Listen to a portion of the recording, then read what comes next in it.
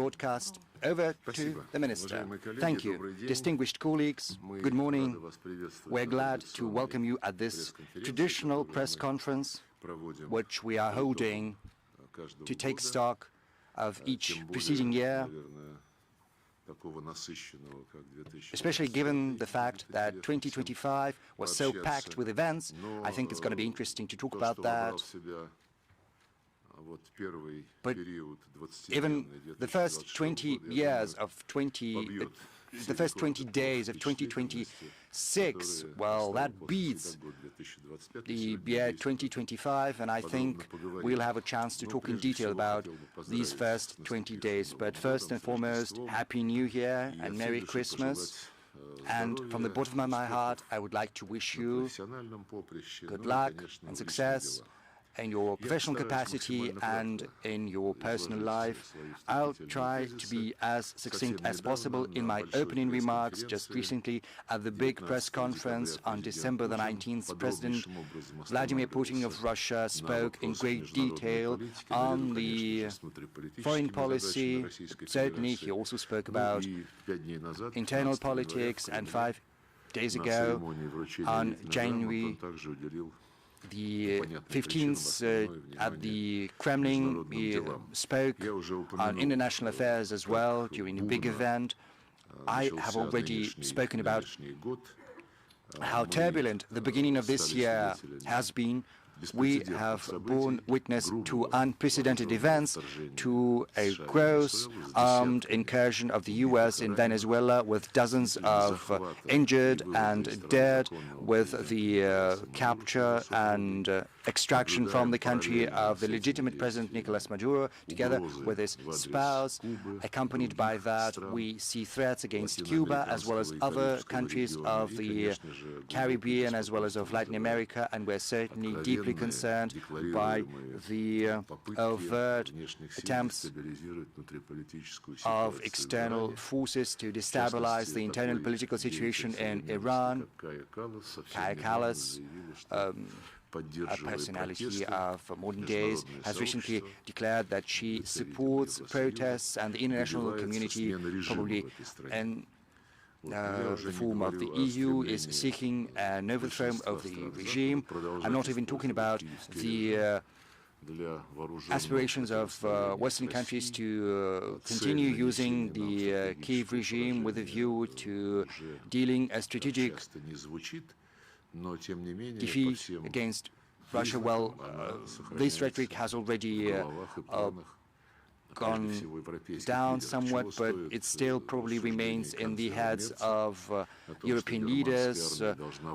Suffice it to remember what Chancellor Merz has said, saying that Germany has to become once again the strongest country in Europe. He has also said that Russia should not be given a chance to get what it wants in Ukraine, because that would be tantamount to appeasement of Hitler. What do you make of that? Not many people have paid attention to his words, but they should have. We very much remember, and we shouldn't forget, what such conceit brought about for the German leadership several times throughout history. Getting back to the Second World War, for certain reasons, we can't help remembering the Second World War. And speaking about that, we take note of the fact that there is a resurgence of rhetoric in Japan. They're not just talking about increasing their offensive armed potential, they're also talking about revisiting the non-nuclear status of this country. And they're basically overtly speaking about that right now. Certainly, we are witnessing profound tectonic shifts in the world order itself. It is illustrative that for the last decade, the West has been actively opposing the international law in its original principled form, its own concept of a rules-based world order. And it is quite telling that right now this term, the rules-based order, has basically fallen out of circulation, and all countries, in particular Western countries, are trying to understand what is currently happening in the world in the context of the policy announced by President Trump, the policy he is pursuing actively, and which is probably in accordance with a rules-based order, but it's not the collective West that is writing the rules, but just one representative of this West. And it creates shocks for Europe, and we are following that. It is clear that what's happening and the acts announced by President Trump are an illustration of the competition. On many occasions, we have spoken about the recent trends in the world economic development, namely the People's Republic of China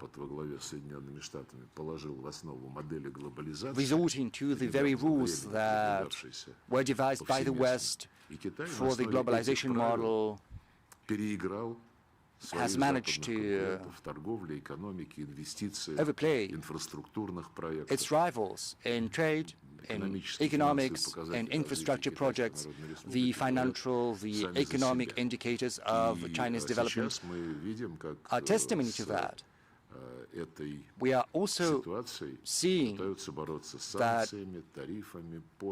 this situation, they're trying to counter that using sanctions, using duties. Yes, of course, the U.S. seeks a compromise, but so far all of that is happening in the absence of any kind of common criteria, which before long had underlined the WTO, the IMF, the World Bank.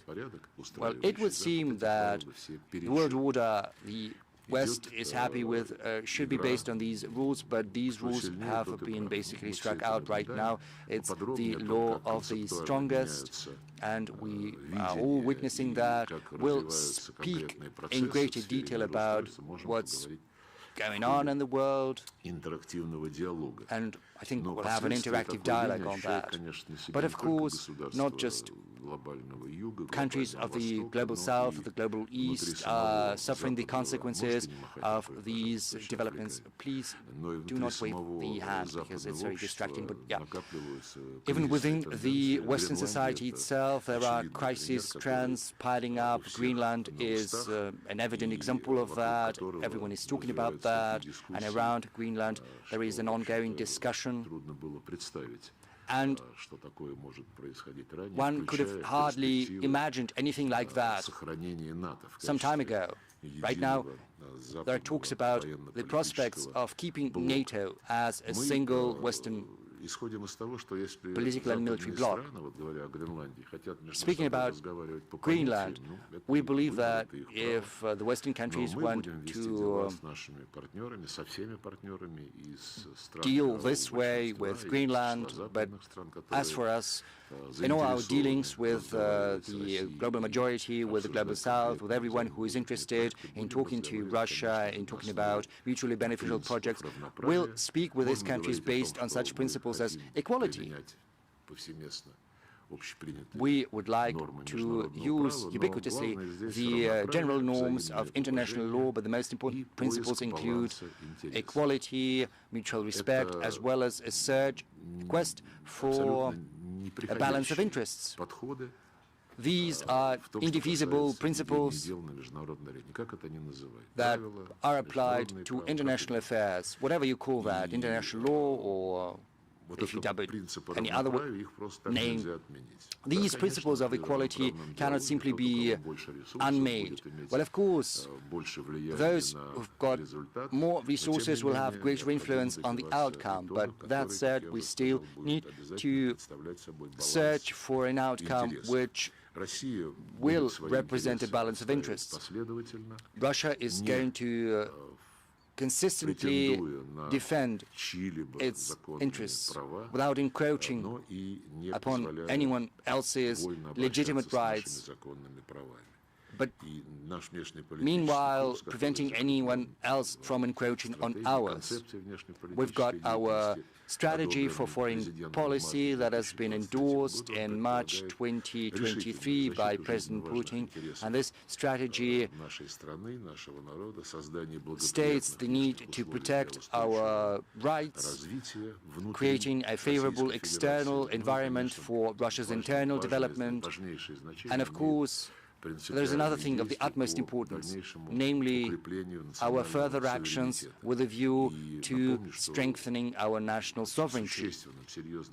I would also like to say that in this context of strengthening our national sovereignty, we have a huge help in the form of amendments that were made to the Russian Constitution in 2020. As I said, we are willing to work with everyone who reciprocates, who is disposed to seek an honest dialogue without blackmail, without pressure, without any of that. And everyone knows that very well.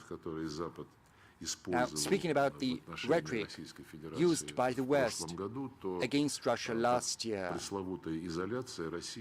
I can tell you that this notorious isolation of Russia, and this is no secret, has never happened, however much it was spoken about by our ill-wishers. The biggest events include the celebrations of the anniversary of the victory in the Second World War, the parade in Red Square, a great number of foreign guests, and we are deeply appreciative to everyone who has personally attended these solemn events or who have dispatched a special delegation to attend those events.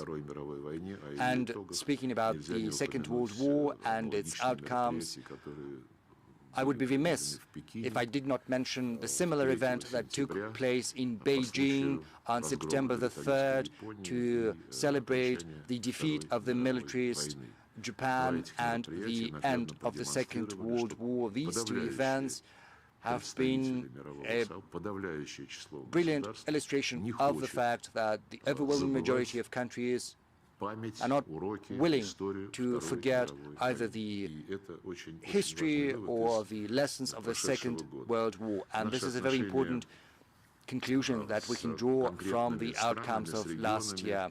As for our relations with concrete countries or concrete regions, I'm not going to dwell on that right now because we'll have a chance to talk about that during the Q&A session.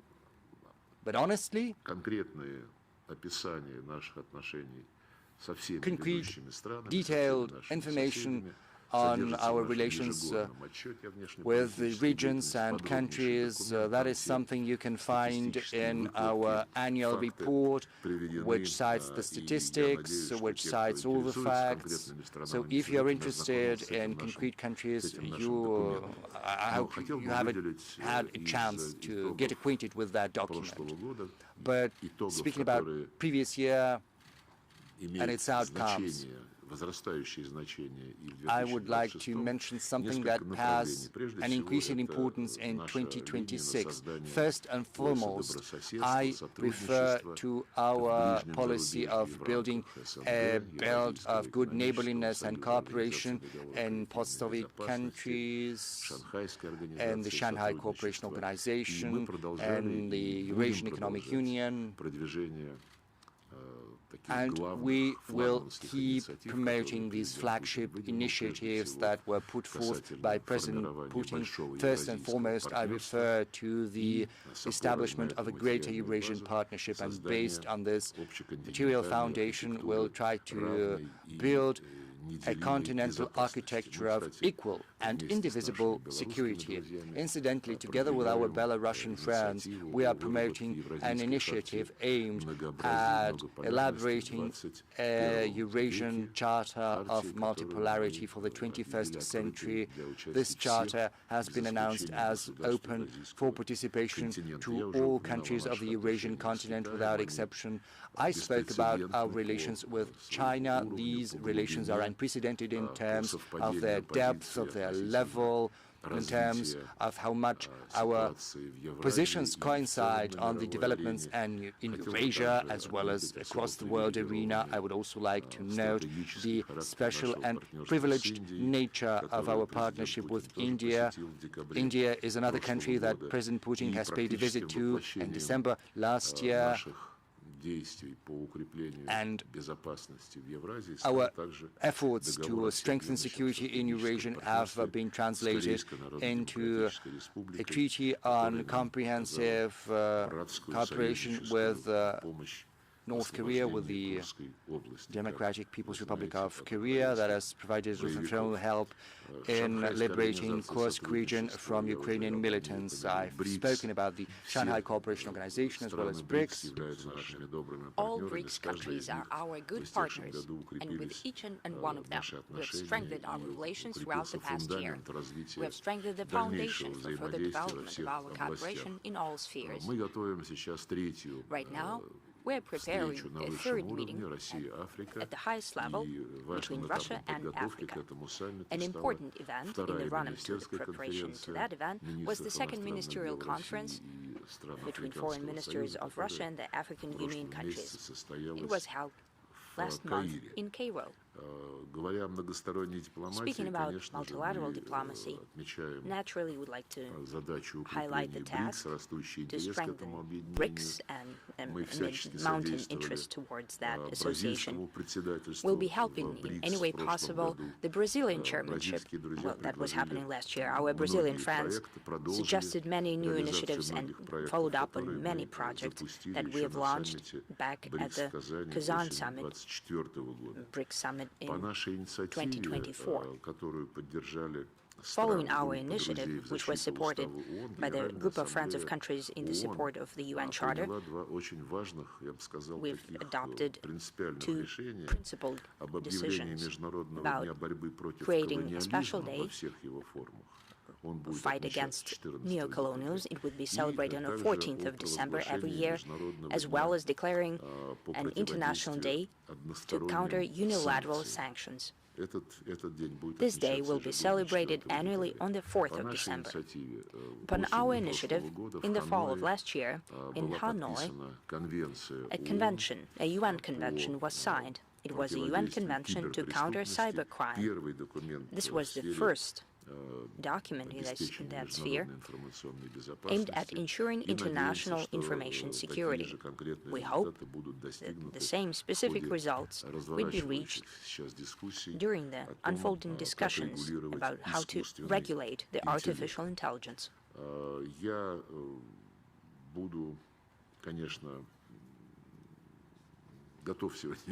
I'll be prepared to speak on all aspects of Ukrainian crisis, but I can mention, as was said multiple times by President Putin, we are committed to finding a political and diplomatic solution to the Ukrainian crisis.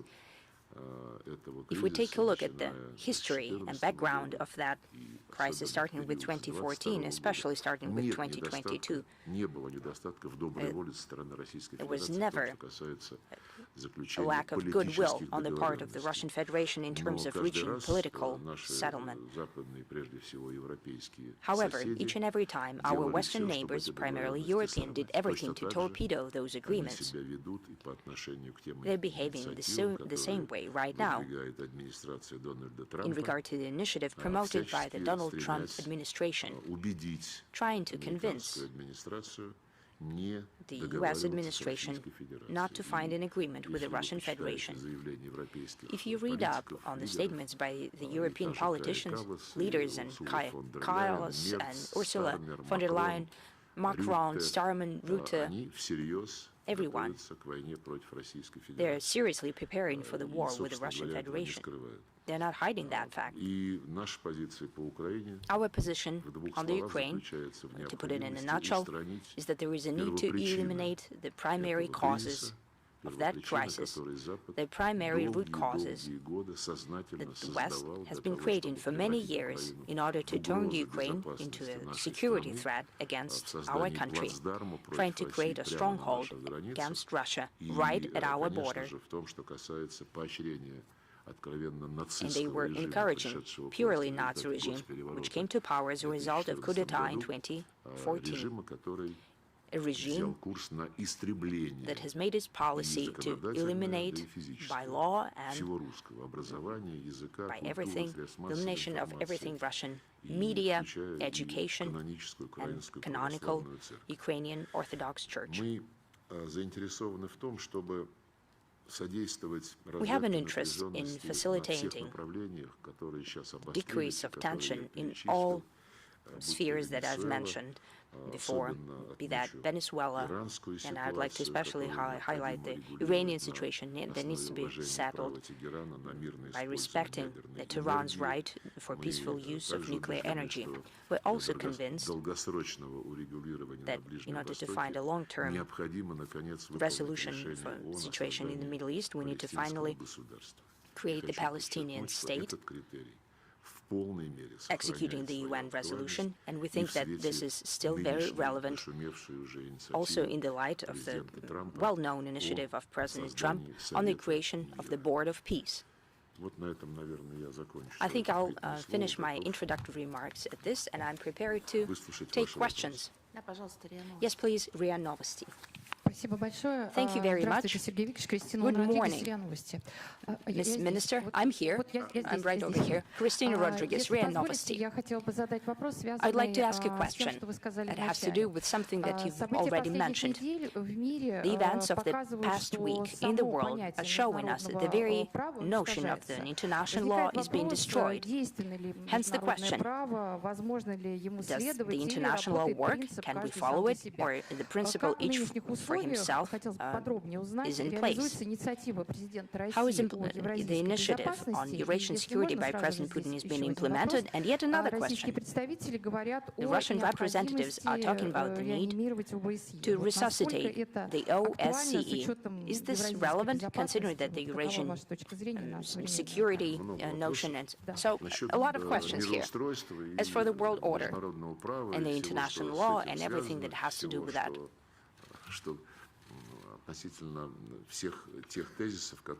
everything regarding the notions that have been promoted and come into action by some countries that runs counter to our understanding of the international law.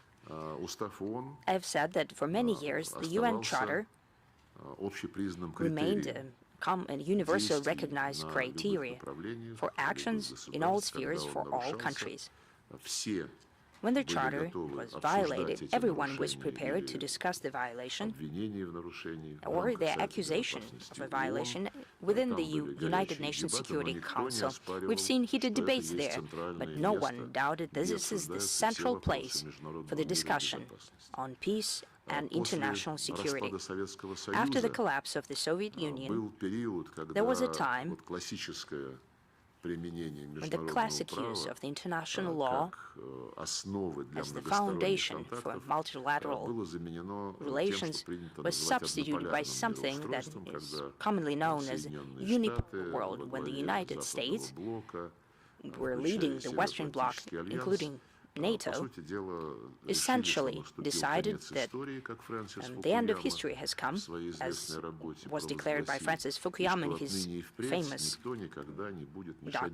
book. They were thinking that no one would stand in the way of Western dominations with all of its theories, liberal, non-liberal, conservative, and so on. So the West was dominating in the world sphere, according to them. When President Putin came to power in the Russian Federation as the outcome of the election in 2000, the situation started to change. Rather, the situation was shifting towards the revision of this very unambiguous Western approach to the world order. And Russia, in the odds with President Putin, started to become aware of its place in the world arena. It started to bring back its identity and started to restore it with the full respect of its 1,000 years of history, traditions, principles, France. With that, the West was starting to think these are just words, that will talk, but it will die down. So the West did not even respond to the Munich speech by President Putin in 2007, and many serious politicians are now regretting that. They are regretting that they did not listen to it, did not think of it as of something more than just words, just rhetoric. Our new foreign policy concept states that we are a civilization nation, will not abandon our roots. We don't have a right to do that. We keep in line with the traditions left to us by our forefathers. You've mentioned Eurasian security. Interestingly, Eurasia is the largest continent of the world. Unlike Africa and Latin America, does not have a continental organization that would encompass the entire continent. There are many sub-regional institutions, ASEAN, OSCE that you've mentioned, some CSTO, CIS, post-Soviet Union space, Eurasian Economic Union, including the SCO, the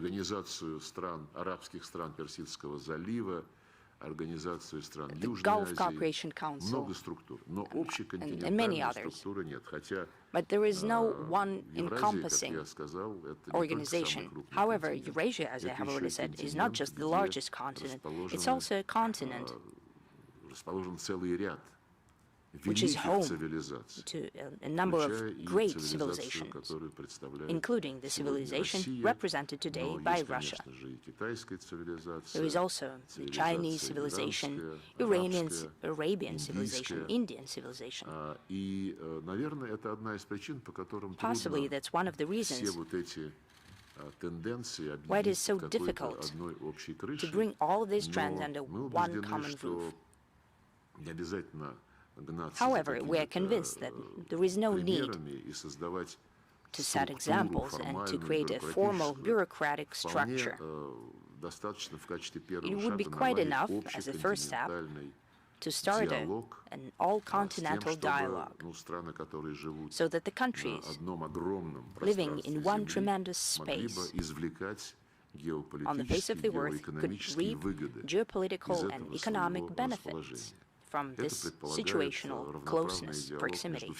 That would ensure an equal dialogue between all countries, and I have said this is the purpose of the Russian-Belarus initiative, not only the countries situated on the continent, however, with the sub-regional organizations as well that have been formed here.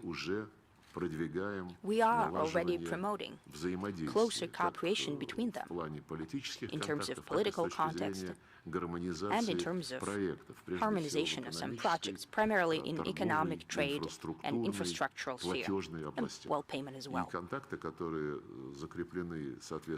The context enshrined in specific documents between Eurasian Economic Union, the Shanghai Cooperation Organization, and ASEAN are aimed at precisely the creation of something that was outlined by the President as a greater Eurasian partnership, which is the foundation for future Eurasian security architecture. Going back to the global trends, I can say that after the Russian Federation started to consistently and without any aggression started to explain what its rights are and started to try to get the recognition of its rightful place in the international institutions, this process became tangible in its results, and the first who paid attention to that was our great predecessor, Yevgeny Primakov. In 1998, he said that step by step, a multipolar world order is taking shape. That coincided with his initiative to start cooperation within the triangle of Russia, India, and China, RIC. It still exists. It hasn't gathered for some time, but no one abandoned that format. We will bring back this association. That became the forerunner of BRICS.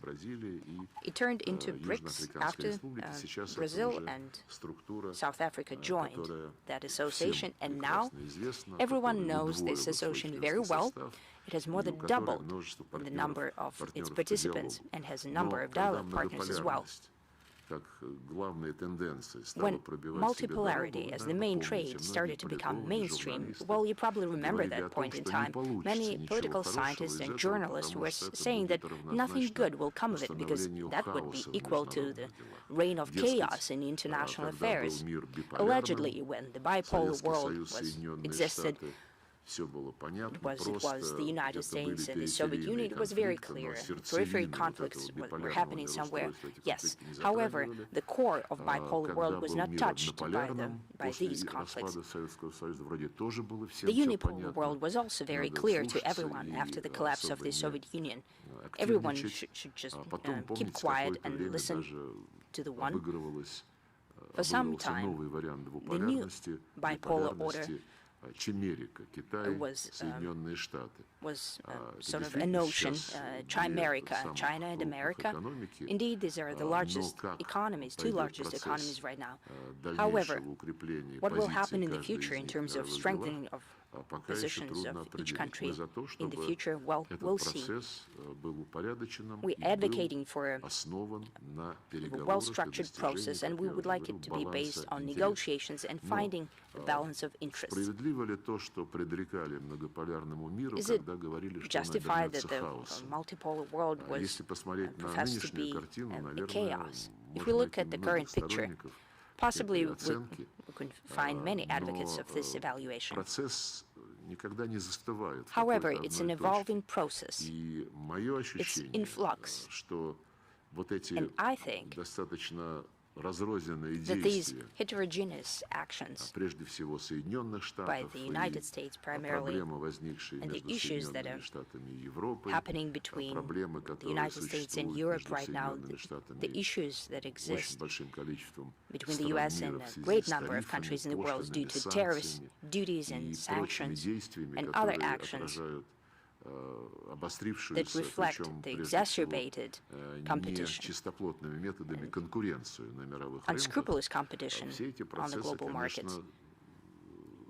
Well, all of these processes are indeed taking place, and I think they will take time,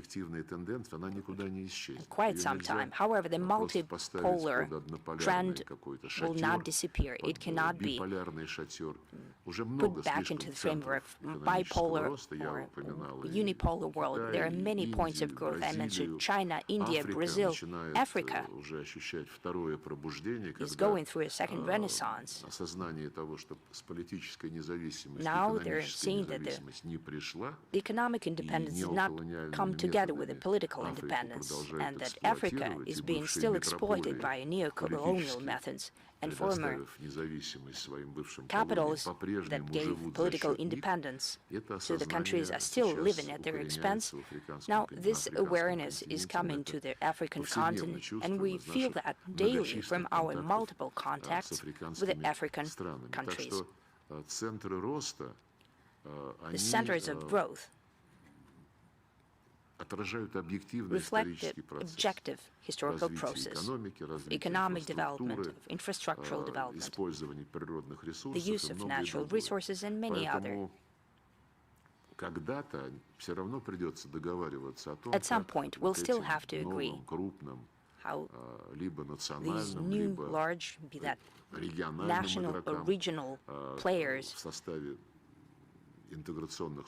as part of integrational associations, how do they interact with each other? And right now, what's on the agenda? We see many turbulent events in terms of strengthening multipolar order. Well, on the agenda is the dialogue, and how do we put this multipolarity into order? It will take a lot of time, and many are saying, and I know what they're saying, maybe it will be an entire era. However, this is an unavoidable process. it's been perceived, and the main players are being aware of that. That is also confirmed by the initiative of Donald Trump of the creation of the Board of Peace. We've just received specific proposals and the draft charter of this institution. This initiative reflects the understanding by the United States that even they, with their foreign policy and their philosophy in foreign policy, believe it necessary to gather a group of countries that would cooperate on certain issues. Some may contradict me in saying that the Board of Peace was announced in such a way that everyone should bow to the United States.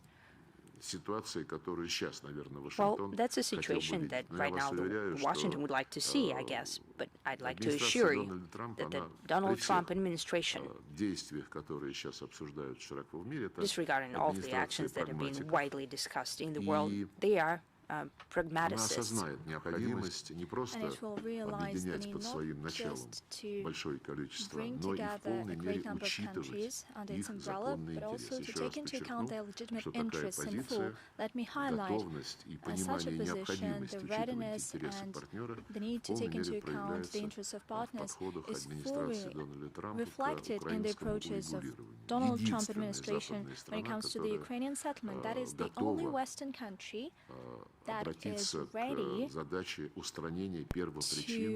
address the task of eradicating the root causes of this conflict. In many ways, they were created by the predecessor of Donald Trump, by Joe Biden and his administration. Hence, this is just the beginning of this process.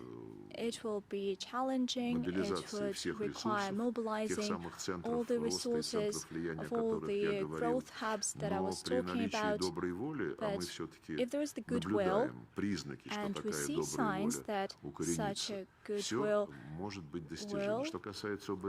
still persist, we'll have success. When it comes to the OSCE, you said that somebody called to resuscitate it, revive it. Well, I do not know whether it is possible to revive it. The OSCE has hit such a rock bottom that there's nothing else to do. The organization that was established upon the principles of equality and consensus has turned completely into a tool that the West, using its majority, has been turning against the Russian Federation on a daily basis. And our stance on the OSCE boils down to the fact that we continue our participation there, but not because we harbor some illusions or hopes. In the current context, all hopes are illusions, but simply because we want to support those OSCE member states that still have common sense. There are quite a number of these countries. Besides our colleagues within the CIS, I'm talking about Hungary, Slovakia, and in a host of other Western countries, we see such sane forces. Therefore, we'll keep on maintaining contacts with them and keep the OSCE from burying itself. There are hopes with regard to the current Secretary General, the representative of Turkey, Mr. Lavrov. He's a seasoned diplomat and he understands the disastrous state of the organization and the state that he inherited. I do not know whether it will have place in the future entities of the Eurasian security and greater Eurasian partnership. I'm not sure about that, because the OSCE is a Euro-Atlantic entity. When it was established, the Soviet Union wanted its members and participants to be countries located to the west of the Eurasian continent. But these very countries of the current collective West insisted that the US and Canada should also participate, and it turned out to be a Euro-Atlantic entity upon the example of the North Atlantic Alliance. NATO and the OSCE are Euro-Atlantic entities, and they feel a dire crisis of NATO. Currently, there are discussions ongoing within NATO whether it's time to shut it down because one NATO member intends to attack another NATO member, but that's a different story. But getting back to your question, I would like to highlight that the Euro-Atlantic concept of ensuring security has discredited itself, and that is why we're talking about Eurasian security. You cannot take it as a given that there is some kind of a European entity, be it NATO, the OSCE, or the European Union. Incidentally, the European Union is part of the Euro-Atlantic concept because its latest arrangements with NATO have completely eliminated the independence of the EU. Although they once again try to revive it, they make calls to create a security system without the United States, allegedly within Europe. They say that they need to fit organically Ukraine into this entity. There are ongoing discussions to create some kind of a construct against the Russian Federation. This mindset underpins the position of the majority of the OSCE member states, Western member states, and this mindset is nefarious. It will lead to no good. I'm talking about the West and the OSCE. I can talk a lot about this matter. I try to set the tone to our discussion. Probably it would be easier to ask questions. Political, Serbian newspaper.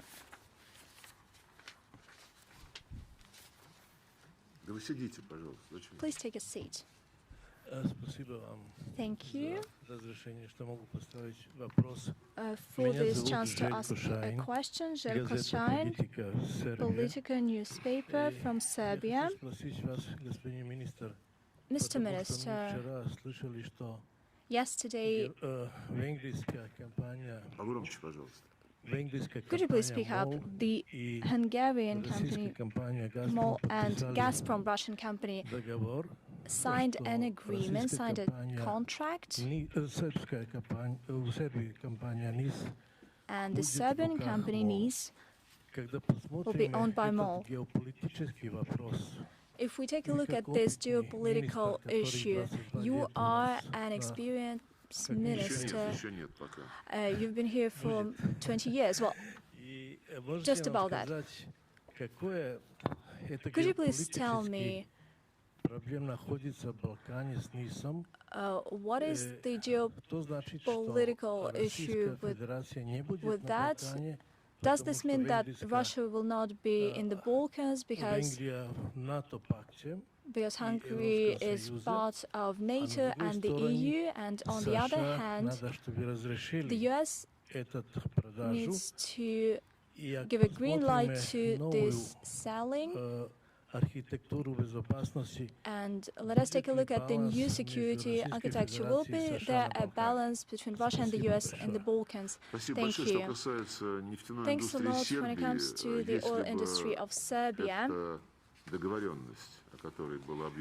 if this arrangement that was announced yesterday was not beneficial to the Russian side, including Gazprom, it wouldn't have been made.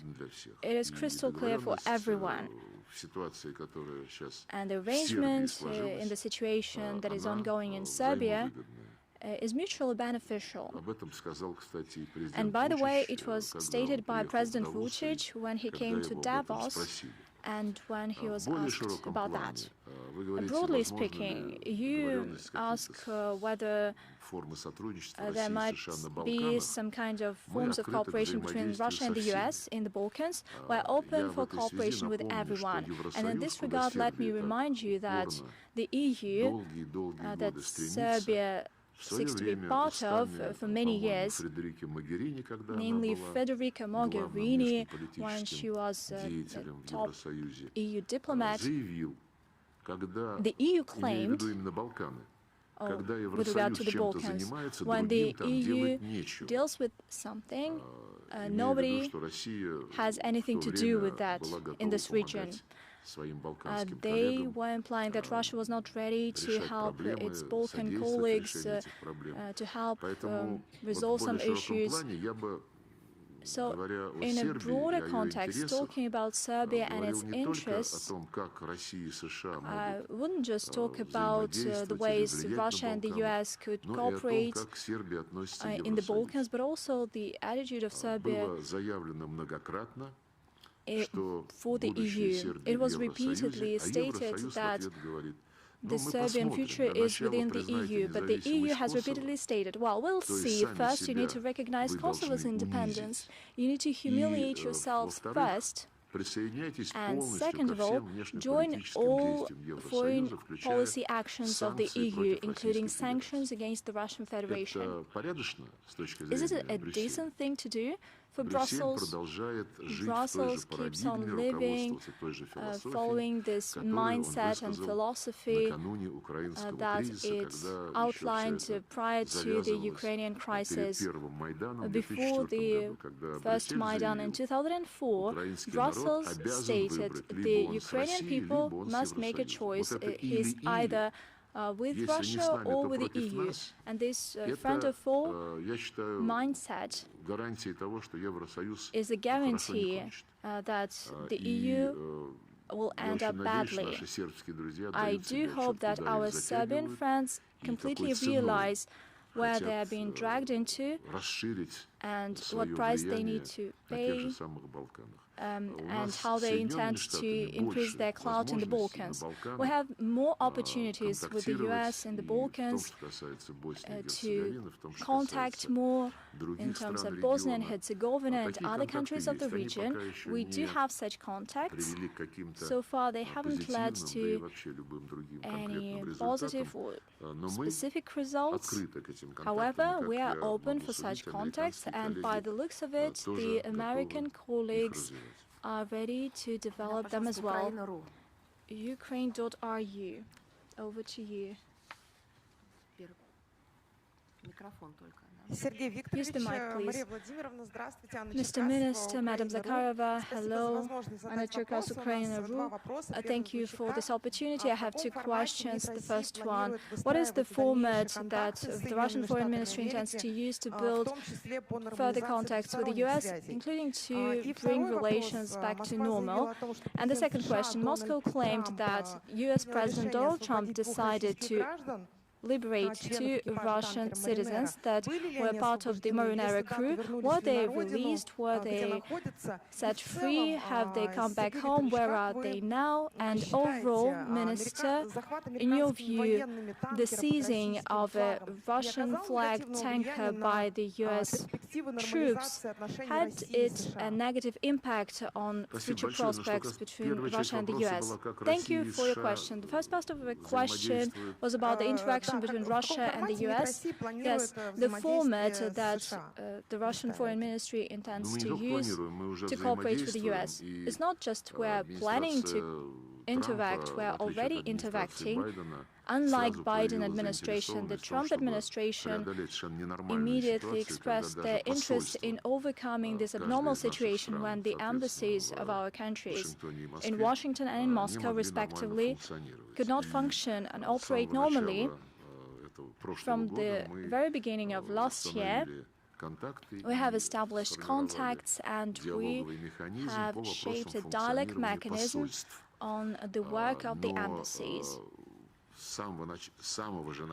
However, at the very beginning, we outlined the need, and that is something that was supported by Washington, by the Trump administration, not to be just confined to issues of visas, who got visas, how the security services are working within the embassies, and purely consular issues, how diplomats are moving in the host country. What we proposed is to reach an agreement on the key issue that has to do with diplomatic relations, namely the issue of Russian diplomatic property. The Obama administration, 2 weeks prior to its departure from the White House, arrested this property, and it is being kept, and it was kept by the previous administrations, including, regrettably, the Donald Trump administration. Let me remind you that in late December 2015, Obama all of a sudden announced that he seizes 5 diplomatic properties. Our ambassador, then Ambassador Sergei Kislyak, got a call from Mr. Flynn. He was a part of the Donald Trump team, and he intended to be part of the administration, and he asked our ambassador not to respond to this completely counterproductive and illegitimate gesture by Obama, and he said that in 3 weeks' time there will be the inauguration of Donald Trump in January 2016, and we will improve everything. And please do not make a harsh response to that. And we heeded to this advice, and we postponed our response. Regrettably, the Trump team failed to rectify this injustice. This is a flagrant violation of all diplomatic conventions, and then we explained to our colleagues in Washington that we had to respond, and since then the situation has persisted. We would ensure that we start talking about this matter. Up until now, unlike the understanding that was reached, the American colleagues do not want to talk about that. In order to have normal operation of diplomatic missions, and in order to have some contacts, and Washington speaks in favor of expanding these contacts under Donald Trump. For this to happen, we need to have direct air flights, and that is something that we include in our agenda of negotiations. Talking about other tracks of our interaction with the US, it also includes Ukraine, naturally, and we value that under Trump, the US became the only country that not only expressed the understanding and taking into account the interests of the Russian side, but also came up with the solutions. They took into account the root causes of the current crisis. We welcome such an approach, and we believe that it is completely justified. In Alaska, in Anchorage, on the 15th of August last year, and President Putin has repeatedly stated it publicly, we welcomed the proposals that were submitted by Washington prior to the meeting in Alaska, and we do hope up until now that this understanding is still in place, although we see that Europe and Zelensky with his team in a hysterical way try to confuse the US and try to make them change tack, try to impose their concepts, including primarily the 60-day truce or eternal truce.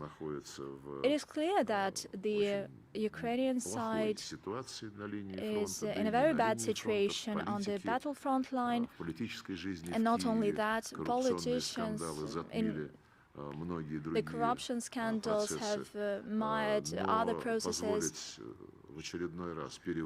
but allowing to rearm the Kiev regime once again and giving him a chance to have a respite and to attack once again the Russian Federation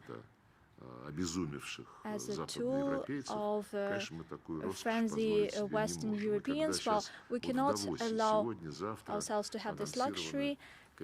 In Davos, some kind of meetings are scheduled for tomorrow, and they will try to persuade Donald Trump to take approaches that have completely failed and discredited themselves over the past years. But the focal point here is that when Europe talks about settling the Ukrainian crisis, they say we need to put an end to war as soon as possible, and at the same time we need to agree on the security guarantees for Ukraine. Well, for what little remains of Ukraine. What does it mean? It means that since the Americans are not incredible, as Europeans believe, and Greenland case prove this point, we need to establish the security system without the US, but with Ukraine, and the security guarantees that are proclaimed with such a pride by European colleagues as they promote their contribution in ensuring peace. These guarantees are provided for the current Kiev Nazi regime. You shouldn't forget about that. Nobody talks about the way life should be arranged in the territory that would remain under the Ukrainian control. They say not a single word about restoring the rights of Russian-speaking population and Russians, and lifting the ban on the Russian language in all walks of life, and lifting a ban on the work of the Orthodox Ukrainian Church, canonical church. These tasks were included in the first Donald Trump proposal that is well known as a 28-point proposal. That proposal mentioned the need to address the issue of the Russian language as well as the Russian Orthodox Church. The subsequent revisions which we have seen, the most recent ones, well, we have not seen those yet. The documents that are an outcome of the talks Ukraine, the US and Europe have had over the recent weeks, but the proposals we had last year, those 20 points, they didn't mention anything about re-establishing the rights of the Russian language of the canonical Russian Orthodox Church. There was some mention in those proposals on the parties engaging themselves to show tolerance with regard to one another. Ukraine would follow the EU's norms in terms of national minorities. Maybe even the word national is not there, because if it's the EU, we're talking about anything is possible. So these are not international standards, and the UN Charter in particular, which requires that the human rights have to be respected regardless of race, language, or religion, or gender. No, these are the EU norms we are talking about, and they will be adjusted in the way that would fit Zelensky and Ukraine. So the proposal on the settlement, which seeks to preserve the Nazi regime and the part of Ukraine which will still bear that name, is absolutely unacceptable. I think I've deviated far away from the original question. What was the second part of your question? The second one was about the liberation of the Russian citizens from the marinere crew. Yes, the moment we learned that the tanker was seized, we addressed an urgent demand to the American side, asking to liberate our citizens. There are 2 Russian citizens alongside Ukrainian, Indian citizens. We were assured the very same day or the next morning that the decision had been made at the highest level on setting them free, but unfortunately the subsequent days have demonstrated that this decision is not being respected. We are waiting for our American counterparts to keep the promise that we got from them.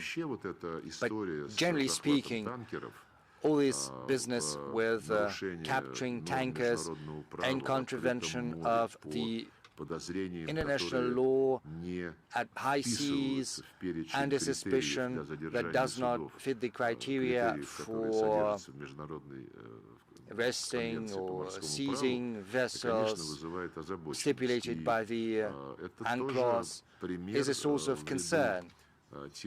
This is yet another example of actions that put the international law to the test. We're not saying that the norms stipulated in the 1982 Convention on the Law of the Seas are eternal. Life has changed since that time, almost 50 years it has been, but if it's the case, we have to get to the table and talk about how to behave ourselves at the high seas and within the special economic zones. A lot has been said about the US, so it's only fair to give the floor to CNN. You will allow to come here, CNN? Yes, the second row, please. You don't believe your luck? Please ask your question. I'm very grateful. Thank you very much, Matthew Chance from CNN.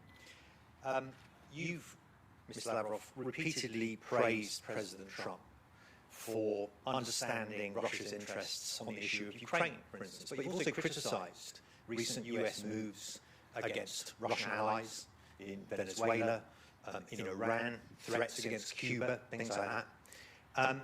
My question is, to what extent do you think that inconsistency, that unpredictability, that willingness to use unconstrained power by President Trump actually in itself represents a threat to Russia?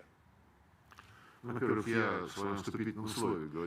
from the outset, I spoke about Cuba and Venezuela in my opening remarks, as well as about Iran, and we see the inconsistency in actions by the administration of Donald Trump in terms of ensuring international security and their attitude towards international law. When asked this question several days ago, Donald Trump said he was not interested in international law.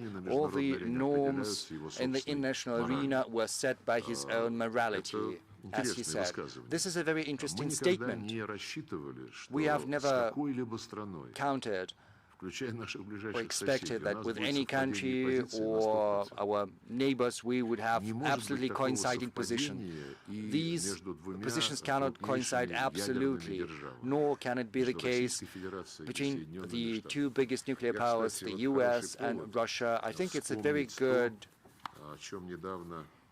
chance right now to remember what New York Times has recently reported on. This newspaper prepared an article, it's called Godfather in Riyadh. It says that Marco Rubio, during his talks with myself and with my delegation in Riyadh in February 2025, as New York Times has said, has basically switched on the film lover mode, citing Godfather. He allegedly cited Corleone, saying that I've always tried to be not to be careless. Women and children can be careless, but men cannot be, and nuclear powers cannot be careless.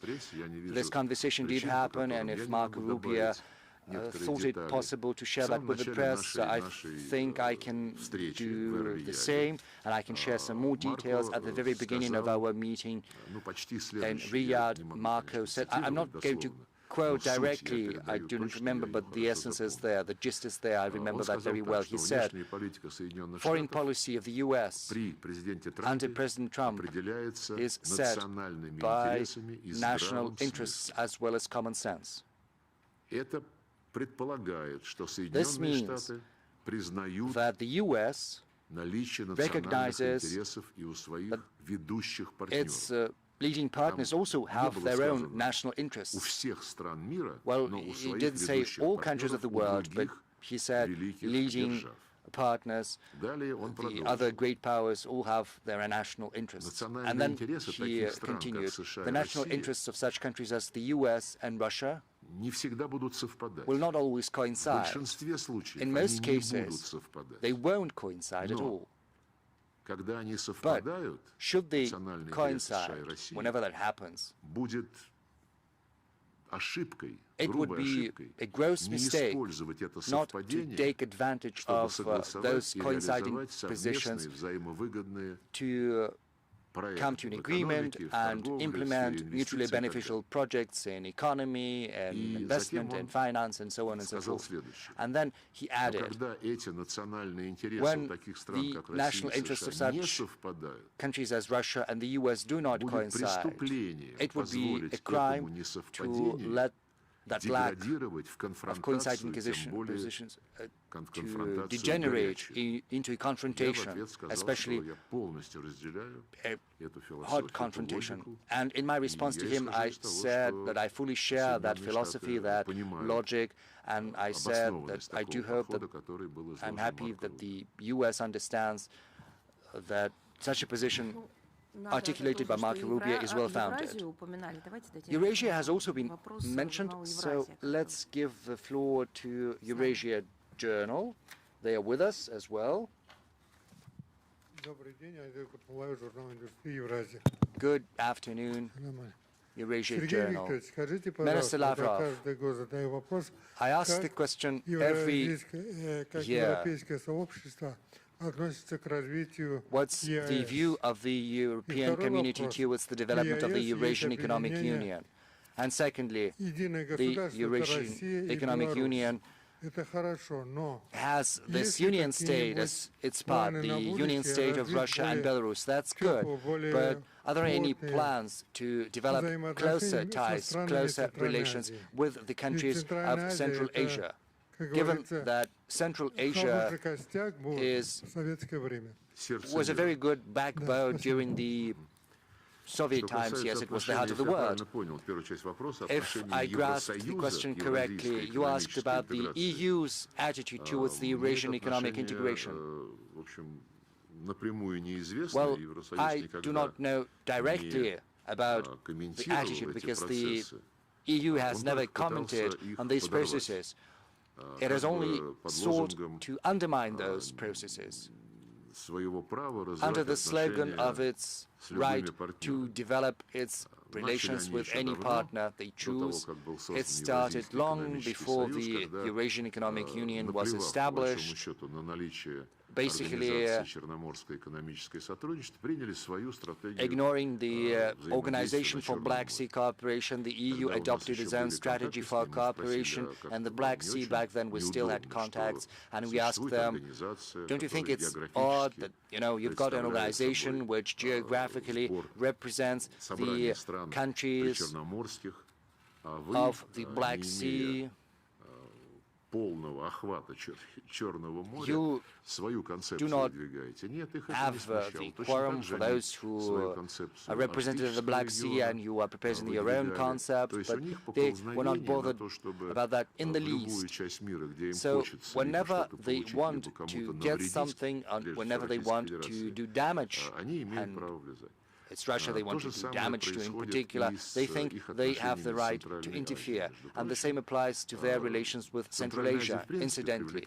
Central Asia is a magnet, a lodestone for many partners, and this format, the Central Asian 5 countries, it exists. And I think there is a dozen of countries and structures like the EU, but there are also Central Asia plus France, plus Germany. So there are different configurations. There are Central Asian formats with the participation of South Korea, Japan, China, Turkey. So, until a certain point in time, we thought that since we were cooperating with our Central Asian countries within the CSTO, the Shanghai Cooperation Organization, within the CIS, and within the Eurasian Economic Union, then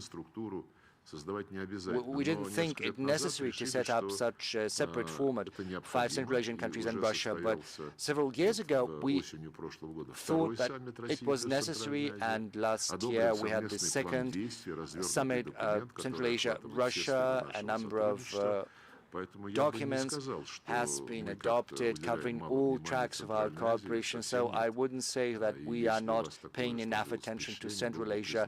And if you have this view, it would be very interesting for us if you could send us a paper explaining why you have this impression.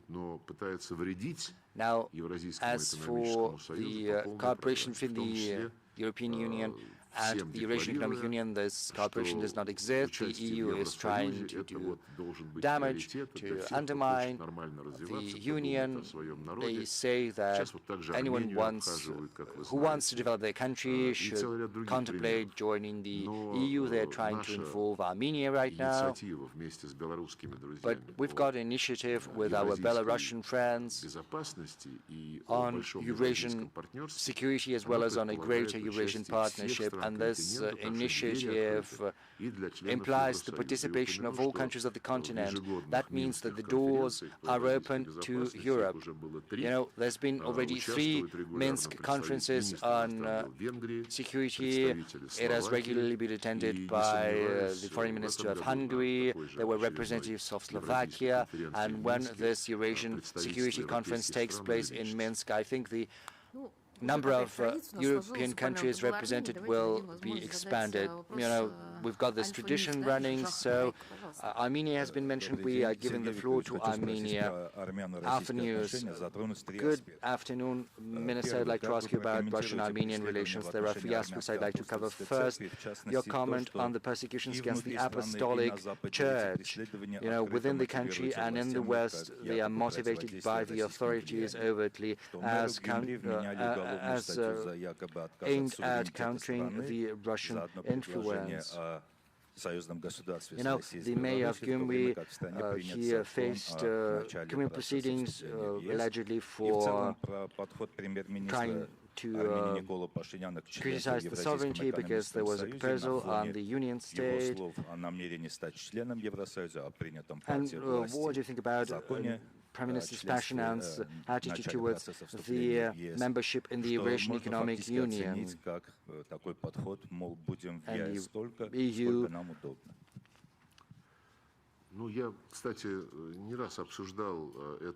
Incidentally, I've spoken on this subject on multiple occasions.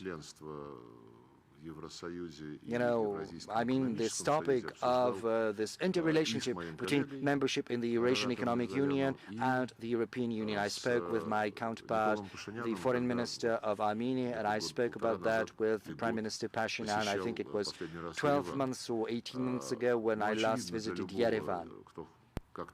To anyone who has but the slightest notion of how the Eurasian Economic Union is operating or the EU is operating, it is evident that it is impossible to transition to the EU standards while remaining a member of the Eurasian Economic Union.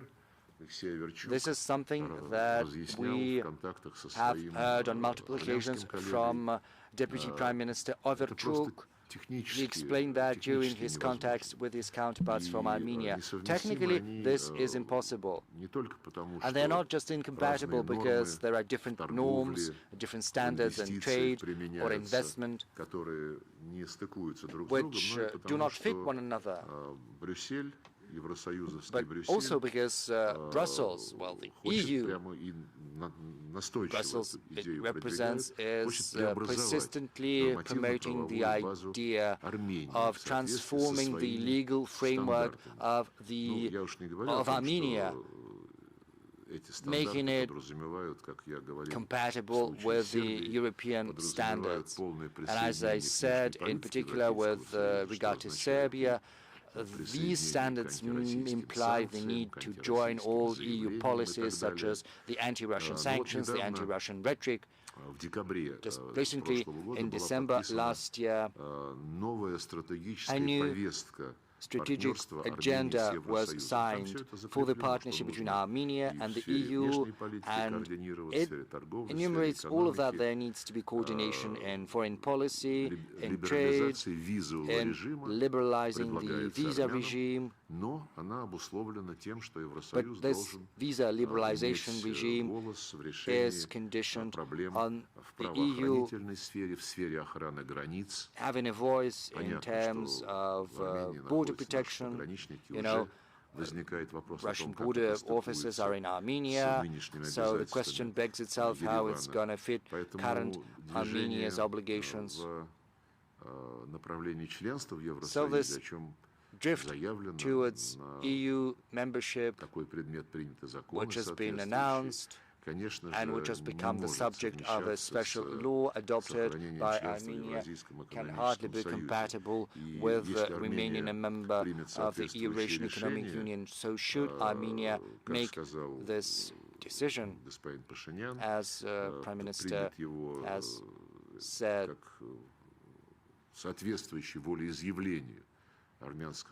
if it is in conformity with the will of the Armenian nation, well, then it's the will of the citizens. But it's hardly possible to ignore the economic factors, the economic indicators. We can see of the last decade, Armenia has become a fully fledged member of the Eurasian Economic Union back in 2015. Back then, its GDP stood at $10.5 billion US dollars, whereas right now, this GDP has risen to 26 billion, so it is more than doubled. It's more than 2.5 times more. And all during the time that Armenia has been part of the Eurasian Economic Union. The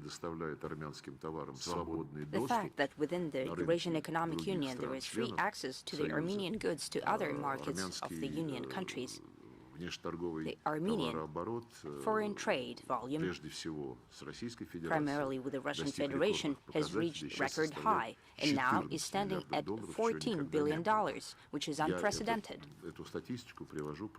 I'm giving you the statistics since you asked me about the relation between this drive towards the membership in the EU. How does it go along with the continued membership within the Eurasian Economic Union?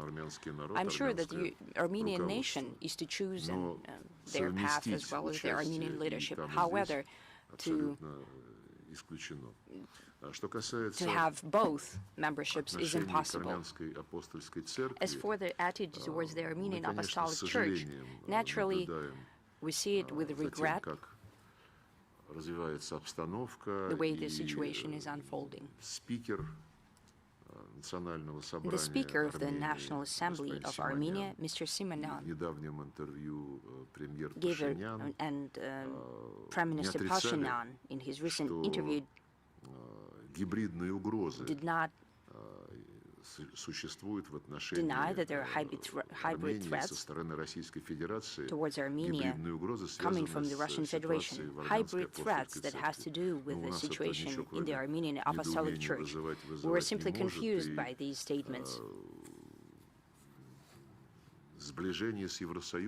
As for the rapprochement with the EU has consequences. I simply cannot help but mention that, because the EU always keeps mentioning the hybrid threats coming from the Russian Federation, and they fund such work. Recently, 15 million euros tranche was transferred to Armenia, and I'm sure that the Brussels bureaucracy will make our Armenian friends work for each and every euro cent out of those 15 million lump sum. Also, as for Armenia, when they try to convince them that they need to get away from Russia, the very Kaja Kallas has said that in Yerevan, Moscow will act according to the Moldova scenario. If you remember, the Moldova scenario was as following, that the election results were tampered with, and the very regime has lost those elections with 44% of the votes, and only could keep in power due to blatant violations at 200 voting stations in Europe, though they opened only 2 voting stations in Russia, and in Transnistria were also very few, about 10. So if Kaja Kallas openly recognizes that during the upcoming elections in Armenia, the Moldova scenario will be used, then, if I was the Armenian community, the Armenian nation, I would consider that very seriously. As for Vartan Gukasyan, you've mentioned in a very justified way that he's been accused of saying that it's possible to view the possibility of Armenia joining the union state of Russia and Belarus, arresting the person for presenting his political views, the political views that are not aimed at undermining the sovereignty or territorial integrity of Armenia, a statement aimed at maximizing the opportunities for foreign relations in the interests of development of the country, that also caused confusion and serious concern. I know that he has been released but remains under house arrest. We expect that the political figures in Armenia that advocate for deeper cooperation with Russia will not be persecuted. Since we spoke about Moldova, let's move to Sputnik. Minister Kirill Orlov, Sputnik. Yes, I wanted to ask you a question about Moldova. You've already mentioned the Moldova scenario. And quite recently, the president of Moldova, Maya Sandu, mentioned that she would support the entry of the neutral state, according to Constitution, of its accession to Romania, a NATO country. And at a referendum, she would vote for that. My question is, what's the Russian take on the possibility of such scenario? In principle. As for a proposal of President Trump, you've mentioned it before. I would like to ask you about. I would like to ask you more details about Trump's initiative, the idea of the new organization that would deal with the matters of peace, initially with the Gaza issue. Do you think such an organization would be capable of helping the world? Does the world need more new organization? What's the Russian view on that? As for Moldova, its policy towards the rapprochement with the European Union, or rather being consumed by the European Union, since we hear more and more voices about the reunification or joining Romania will be the closest path towards the membership in the European Union. That policy destroys the Moldovan statehood, and it creates the impression that the European Union has a stake in that. We can see that in many facts. For example, Moldovan language has been renamed as Romanian language. The school textbooks, instead of history of Moldova, they teach the history of Romania. The Nazi henchmen, such as Antonescu, have been claimed to be national heroes, and historical facts regarding this, not just the Second World War, but the previous and the further development of the region, have been distorted very blatantly or simply ignored. Anti-Russian narratives have been pushed through. We've been accused of all sins and all issues in the Moldovan Republic, also in essential collapse of economy and social sphere, growing unemployment and poverty levels, and outflow of population. We are also accused of that. As far as I remember, the external debt of Moldova stands at about $12 billion, and the population is about 2,400,000. I think it's a catastrophic level of debt per capita in terms of future social and economic development. Poverty level is sky high.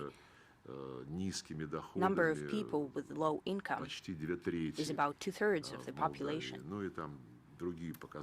Other economic indicators, balance deficit and lower export to the European Union as well. Well, beautiful words should always be matched against the actions. Nevertheless, we see that the Sandu administration members keep saying, despite the examples of Ukraine and the Baltic states, and the EU does not need an independent Moldova. This is pure geopolitical calculation. Possibly there are political forces in Moldova. I hope that it is so. Forces that are aware of what's happening, and they're following the opinion of a majority of the Moldovan nation. It is for a reason that the Sandu regime among the Moldovan people who live in the country was not supported. They did not receive a majority during the latest elections. We have every interest in good relations with Moldova. We give them no reason, though they've been instigated by the European Union, to undertake any hostile action. However, unfortunately, the EU follows the current Chisinau authorities, which are completely subjugated to them. A lot has been said about Kaja Kallas while she's thinking about the future of the EU. Let's talk about the Baltic states. Balt News, please. Balt News, Россия сегодня. Balt News, Россия сегодня. I'm here. Здравствуйте, Сергей Викторович, Мария Владимировна.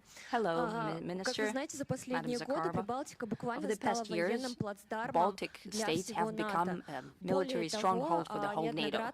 Moreover, there are multiple provocations happening against Russia in the territory of the Baltic. The navigation is hampered. Moreover, the Baltics are standing in the way of Chinese maritime logistics. Hence the question, as for diplomatic concerns and so on, what kind of other measures can be undertaken by Russia? All the Baltic states have already become notorious. In the past 2 or 3 years, the EU and NATO were keeping up on building militant anti-Russian rhetoric, calling to prepare for the war against Russia. Together with the Germans, the Baltic states were also very vocal, including their leadership. As for accusations that were placed against Russia, you are fully aware of them, of all those statements coming from presidents, prime ministers, foreign ministers, defense ministers. Tremendous and unclear sense of superiority can be seen in all those statements, and I do not know how is that matched by the real role played by the Baltic states. Possibly it has to do with a chronic disease when the 3 Baltic states were adopted in the EU, that they acceded to the EU in 2004. They were absolutely not in line with all the criteria for the membership, just like what's happening with Ukraine right now. It does not only satisfy all the demands, but it violates all of them. Back in the day when we had good relations with the EU, with Romano Prodi at the head of the European Commission, well, we asked them that they've been rather careless in engaging them in the EU. They will be a burden for the normal functioning of that trade and economic structure that the EU was at the time. We were told that, yes, there are certain nuances there. They did not grow up entirely to be fully fledged members. However, for political reasons, we'd like to take them in. After the Baltic states received independence in 1989, after they received independence, they continue to have phobias against the Russian Federation. Well, we were told that they're afraid that you will attack them, therefore will accept them to the EU and NATO, and they will come down. They did not. On the contrary, in the EU and NATO as well, they started to play the role, the first violin in instigating Russophobic sentiment, and that continues to this day. What's the specific result from that membership they can show to their population? Well, let's look at the statistics as well. What's left of the population in those states? After a great number of people went looking for better life to Europe or other parts of the world, what's the economic growth shown by the countries? What are the GDP per capita indicators? And many other notions here.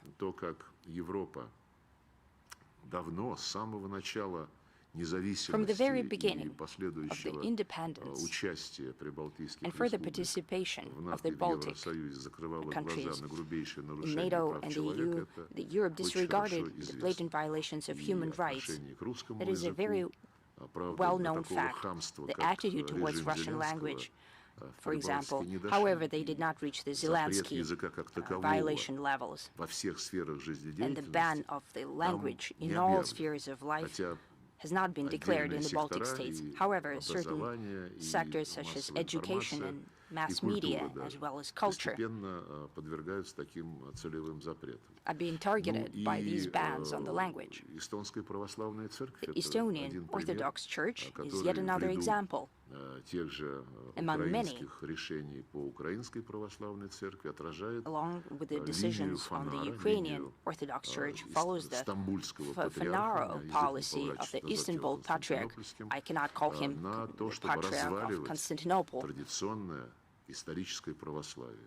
His policy of undermining the traditional Orthodox Church. I've mentioned Armenia in the context of the Orthodox Church, the Armenian Apostolic Church. This is a trend. We cannot help but notice this trend. They're violating the human rights enshrined in the UN Charter. I can quote again that the human rights, the rights of every person, must be observed regardless of their religion. I suggest we move up to the northern Europe. We have Iceland, and I see Central Europe, Italy and Spain. Please prepare yourselves. Happy New Year, Minister, Madam Zakharova. I represent Iceland, and American imperialism, if we speak frankly, has reached new levels. For 150 years, they've been dealing with the Southern Hemisphere, poor Latin American countries, Arab countries, and Africa, and so on. Now they're talking about acquiring Greenland by military force. William Long, the future U.S. ambassador to Reykjavik, stated that he will make Iceland the 52nd state of the United States, and he will be the governor. So the U.S. are looking with a greedy eye on Iceland and Greenland.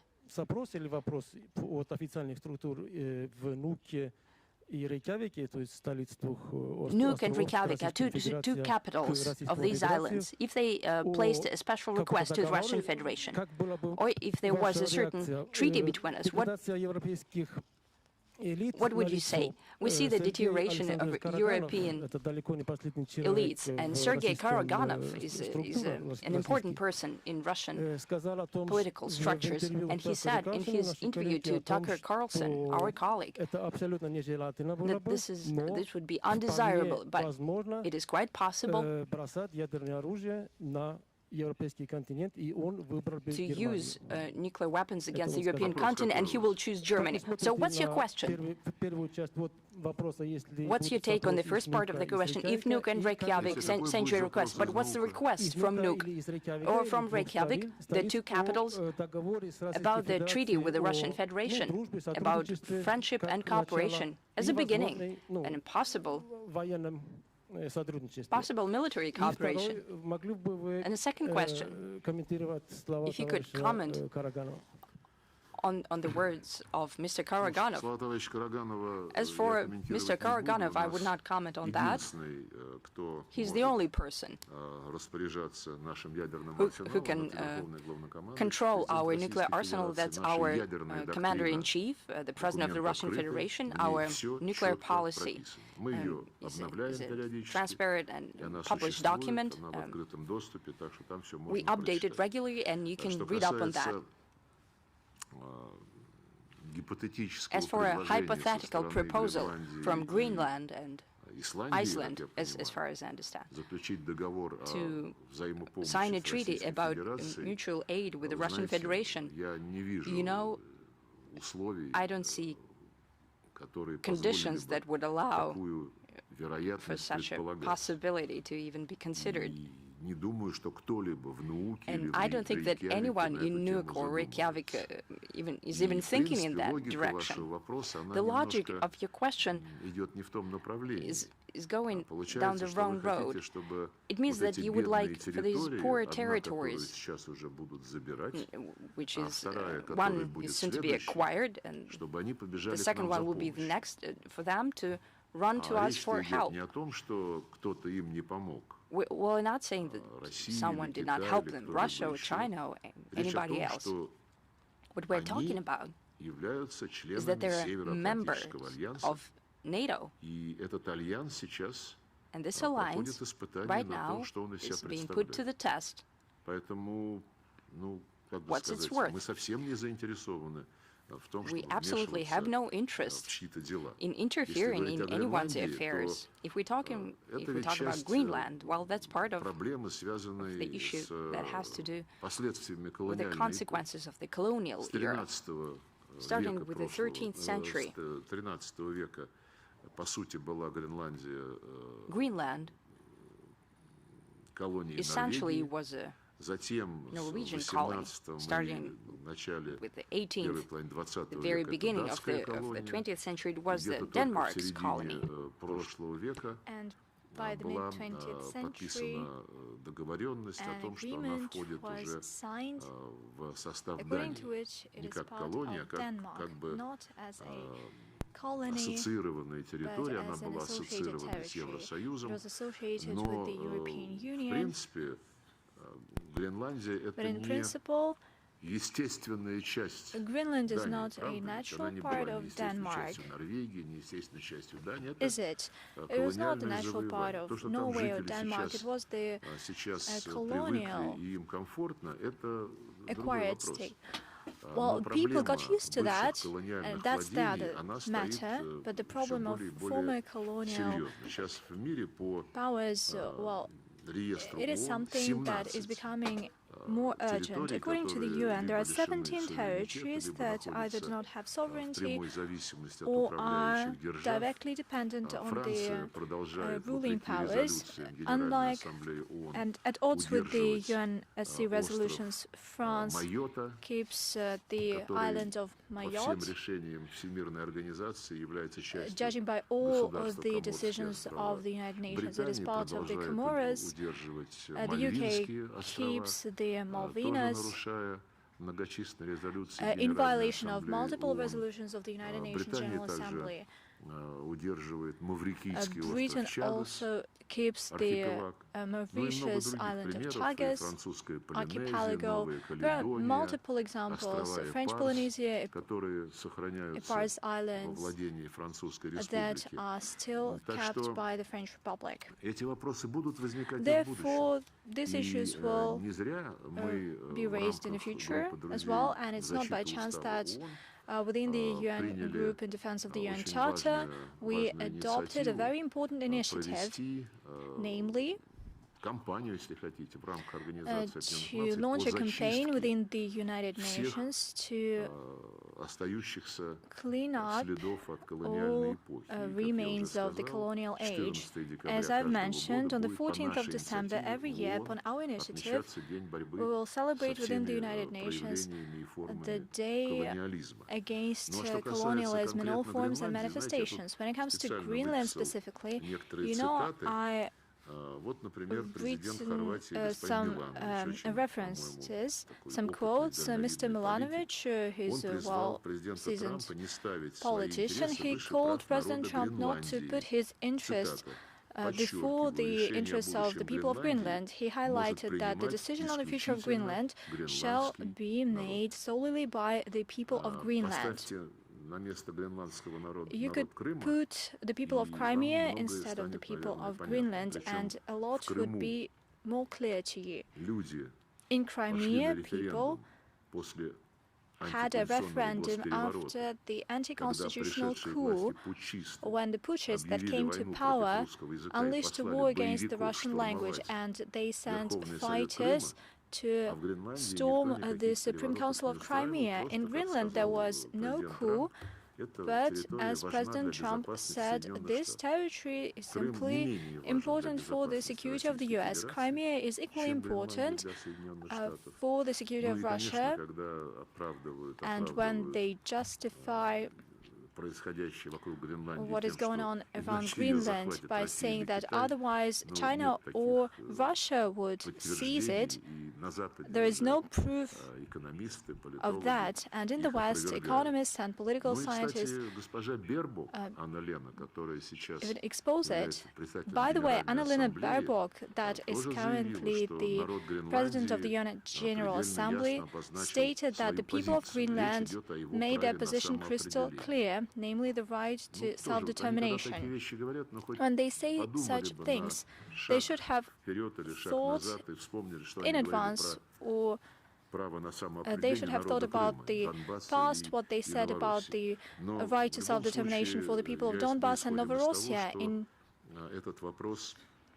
In other words, we believe that we have nothing to do with this issue. Naturally, we monitor the situation. That is a serious geopolitical situation, and we will draw our conclusions following the outcome of this matter. Colonialism was mentioned, just like island nations issues. And let us give the floor to Sky News, the British representatives.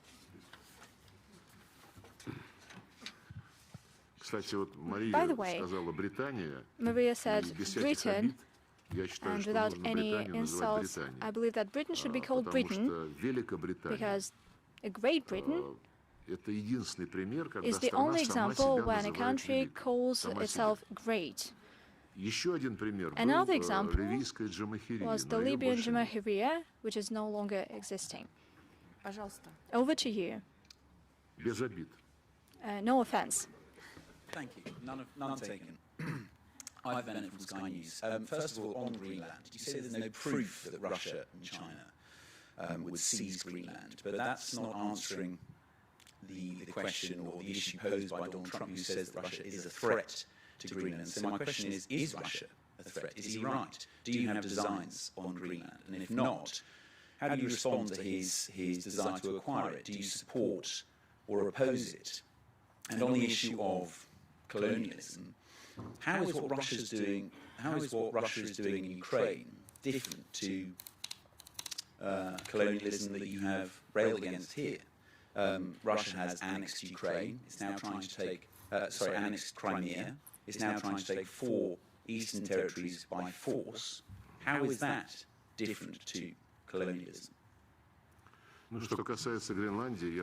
Well, with regard to Greenland, I've already said everything. We have nothing to do with plans to seize Greenland, and I have no doubts whatsoever that Washington clearly understands that there are no such plans by Russia or the PRC.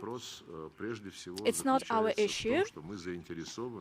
our issue is that we're interested in establishing an open, free Arctic cooperation within the Arctic Council, where the security interests and the interests of economy, environment, and the indigenous peoples of all countries of the Arctic Council would be taken into account. We were not the ones who halted cooperation within this entity, and we were not the ones who severed contacts. Incidentally, the United States shows their interest in resuming discussions within the Arctic Council, unlike some Europeans, although at the technical level there are still such contacts. Therefore, many didn't even know about Greenland. I'm talking about our citizens. Until the moment when it was the top news. Well, you should decide it within the North Atlantic Alliance. Will take a look at how this issue will be resolved. Regarding colonialism, well, we have a lot of proverbs that could be applied to this question that you have asked. You know, when Joe Biden met with Vladimir Putin in June 2021,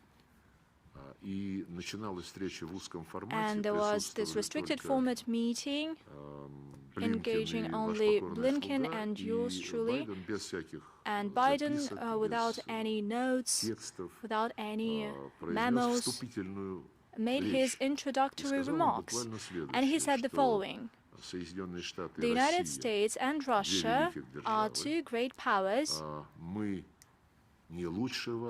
We're no better than you, we're not worse, we're just different. The United States was created following migration of semi-criminal elements from England, and they started living in their territories. They addressed the Indians' problem.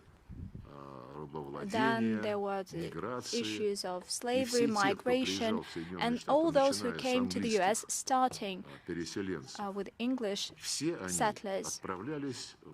All of them went to this melting pot, and they were melted regardless of their ethnic and other origins, and they turned to be Americans, and they went out of this melting pot with the human rights motto on their forehead.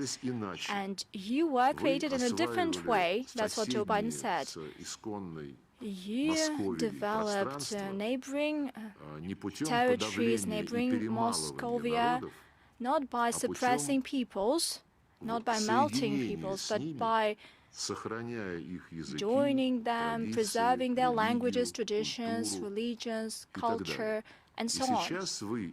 And right now, you have a vast country, the biggest country in the world, as per the territory, where you have the most multi-ethnic population, and you preserve this multi-ethnicity at the state level.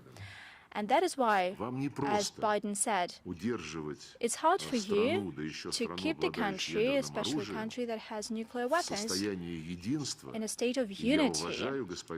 And Mr. President Putin, I respect you for managing to do that. That's what he said. I cannot imagine Russia to be falling apart.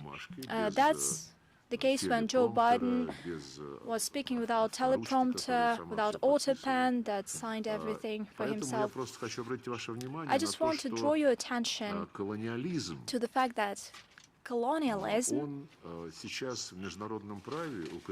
in the international law is applied by the states who had, and for the states who had colonies, and their colonists did not want to live with the colonial powers. It's not by chance that in 1960 there was the decolonization process, and as I've mentioned, it is not finalized.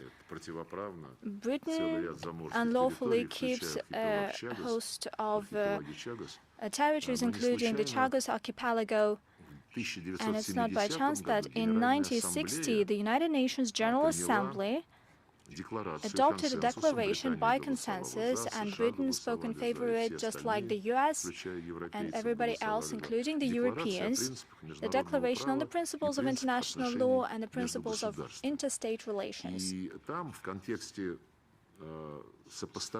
And as it compared the UN Charter principles, primarily the principle of territorial integrity and the principle of national self-determination, this declaration made the following conclusion: all states shall respect the sovereignty and territorial integrity of those states whose governments respect the right of self-determination and represent the whole population living at their respective territory.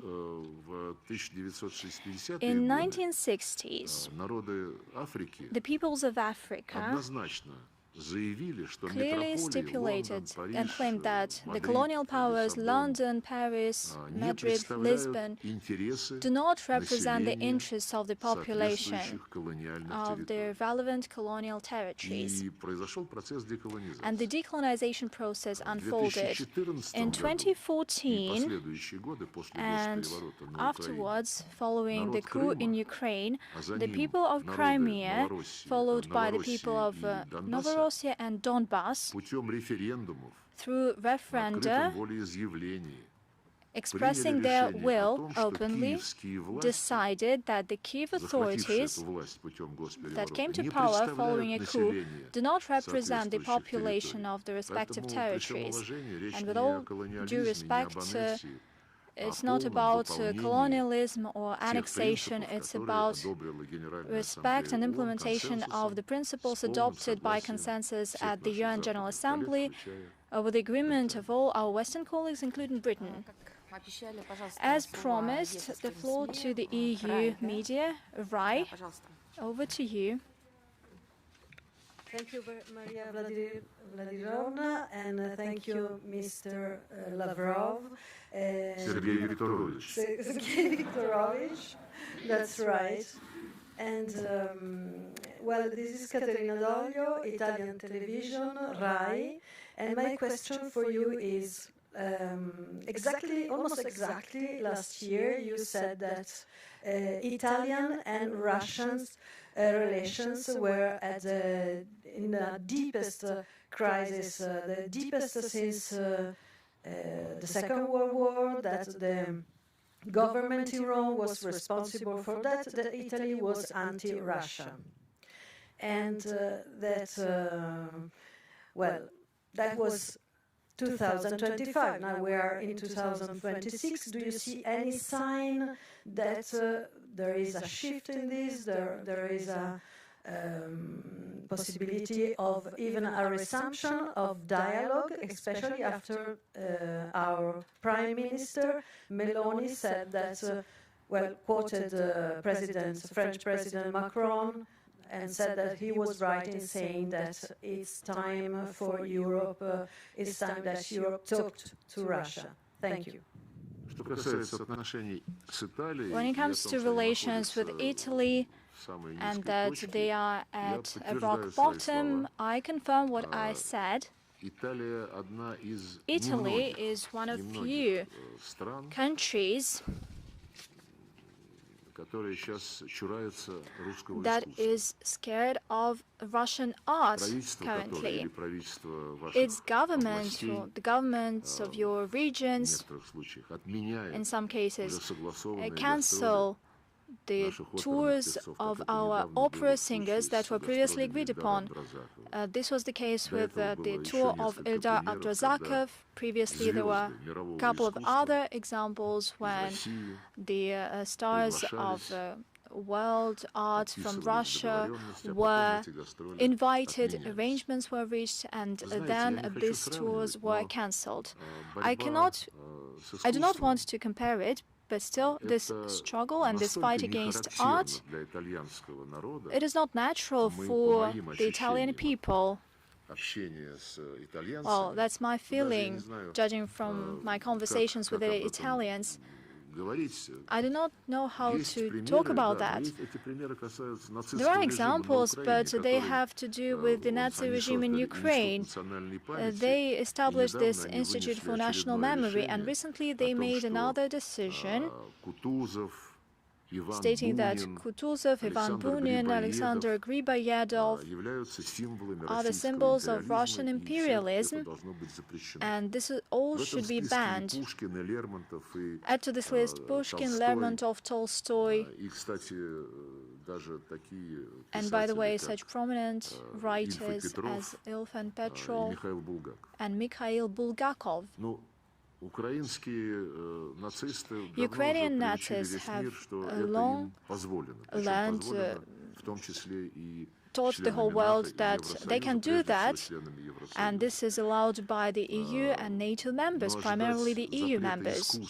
But expecting the ban on the art and culture by Italy, well, I didn't expect that.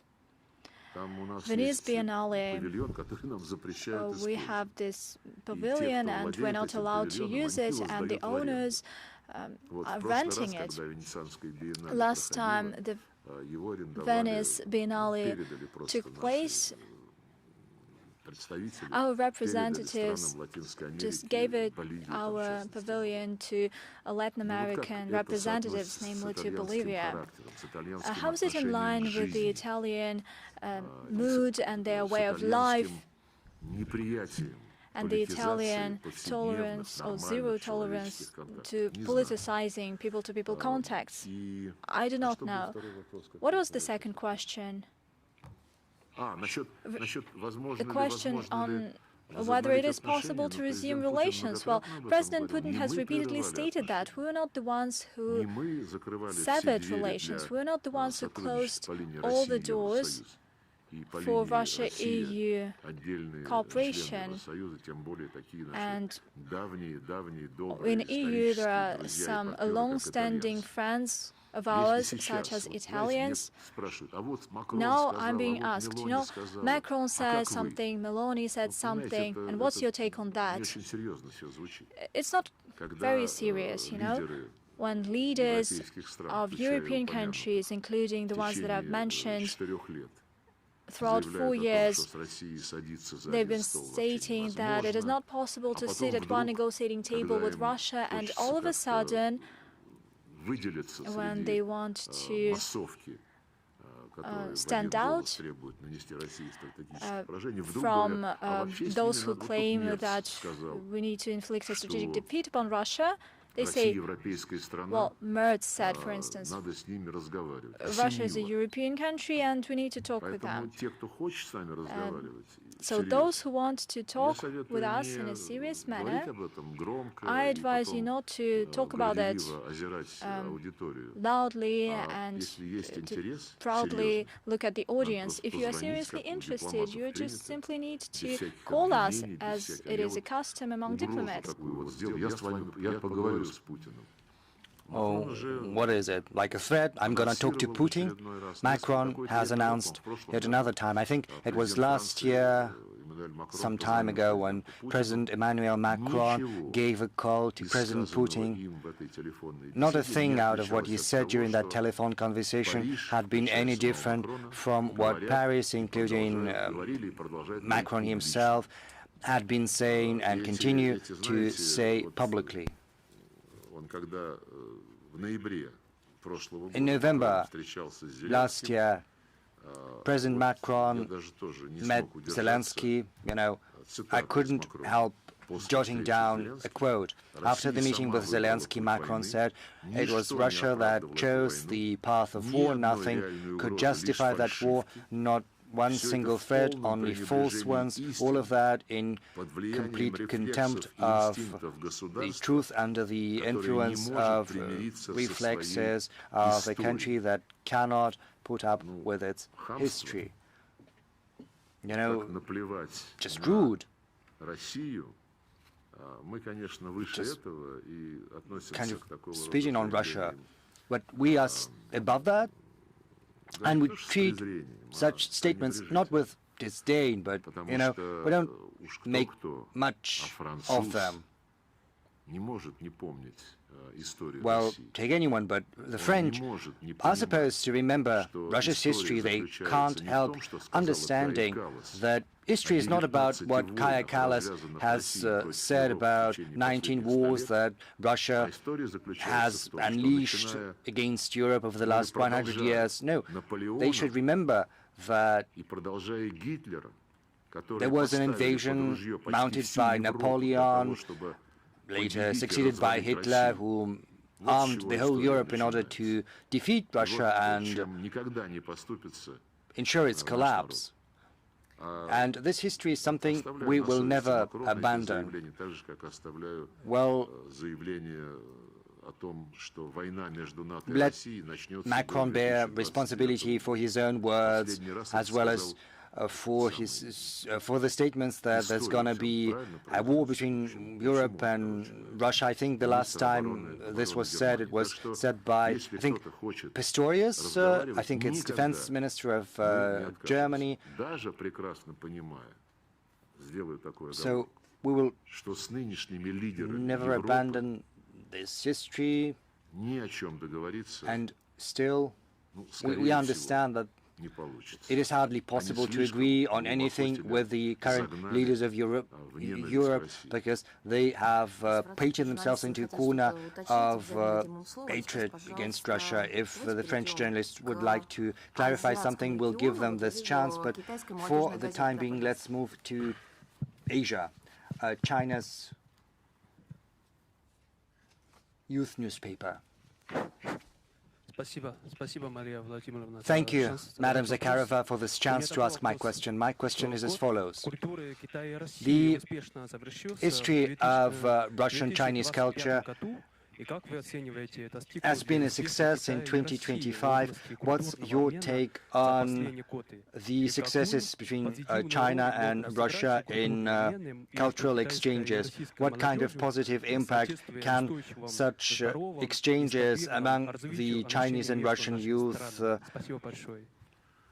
facilitate greater mutual understanding and cultural exchange between the people of China and the people of Russia? Thank you. Our relations with China occupy a very special place in the hierarchy of our foreign policy priorities, and the same applies to the foreign policy pursued by the People's Republic of China. Our relations have reached unseen heights, something which has been remarked upon by both President Putin and President Xi. And of course, culture plays an important part in that. Culture plays an important part in historical memory, as well as our willingness to defend our values in the international arena. In that regard, last year was particularly important, given the fact that the leaders of Russia and China participated reciprocally in the events to celebrate the victory over Nazi Germany in May in Moscow, and the defeat of militarist Japan in September last year in Beijing. And on both these occasions, our leaders held new rounds of talks, charting the course into the future for our strategic cooperation as well as partnership. I'm not even going to touch upon the economic aspect of our relations, even though economy is the material foundation of relations, and for many years in a row we have been reaching new record highs. But as far as humanitarian cooperation is concerned, it's being strengthened day in, day out. You've mentioned the years of Russian culture in China and vice versa, of Chinese culture in Russia. These years, hundreds of different events have been organized both on the Russian soil and over there in China, and their New Year messages to one another. Both President Putin and President Xi have announced a new initiative, namely 2026 and 2027 will be the years of education between Russia and China, and that constitutes an important element of cultural exchanges as well as youth exchanges.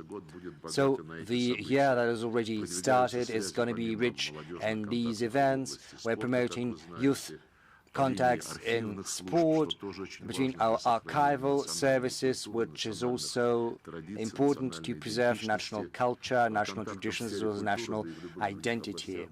Cultural contacts and other contacts will be facilitated by the visa-free regime that is already in force. You know, the statistics on the trips, reciprocal trips, show us new record highs, and I think this trend will continue. So our humanitarian cooperation is very rich and multifaceted, and it is a very good complement to our economic cooperation as well as our coordination and foreign policy in the international arena, where both Russia and China serve as most important factors for stabilization. And against this backdrop, this importance is only growing. Vietnam. Over to you, please.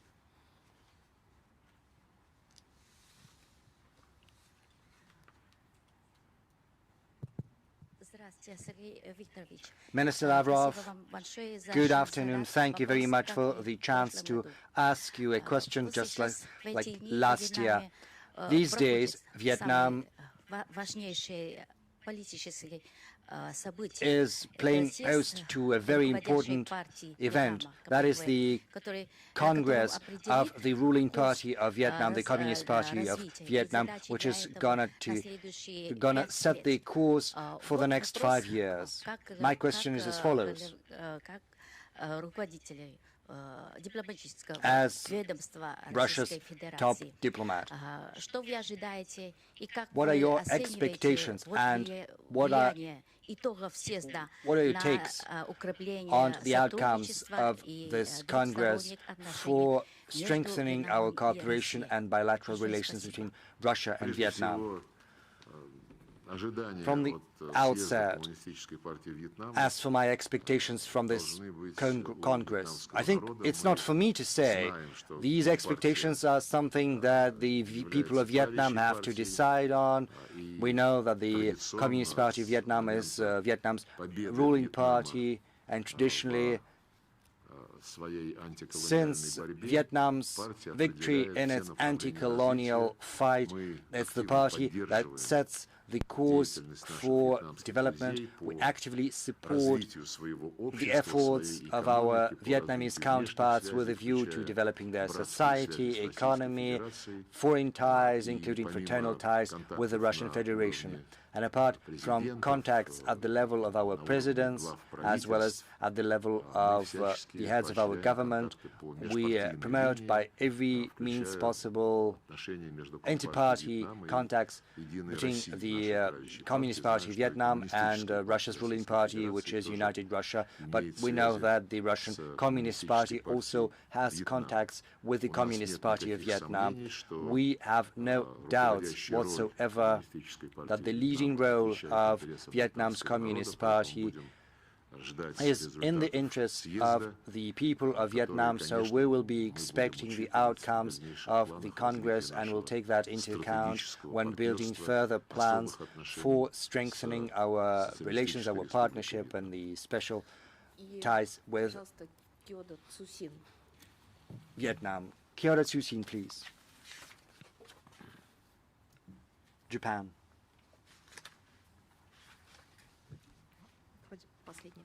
The last row. Distinguished Minister, my name is Nana Kashimura. I'm from Kyoda Tsushin Information Agency. Thank you for the opportunity to ask my question.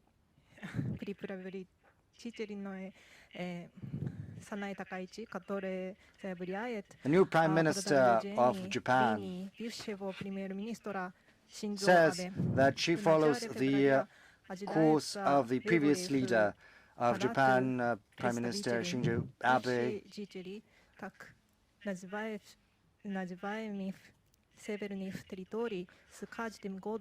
This question is as follows. The thing is, the people tied to the Northern Territories are becoming older, and it is becoming increasingly important to solve the issue of visiting the gravestones of their ancestors in the Kuril Islands. This is an important humanitarian issue. What's your take on that? And what are the prospects for resuming the dialogue between Russia and Japan amid current conditions? Thank you.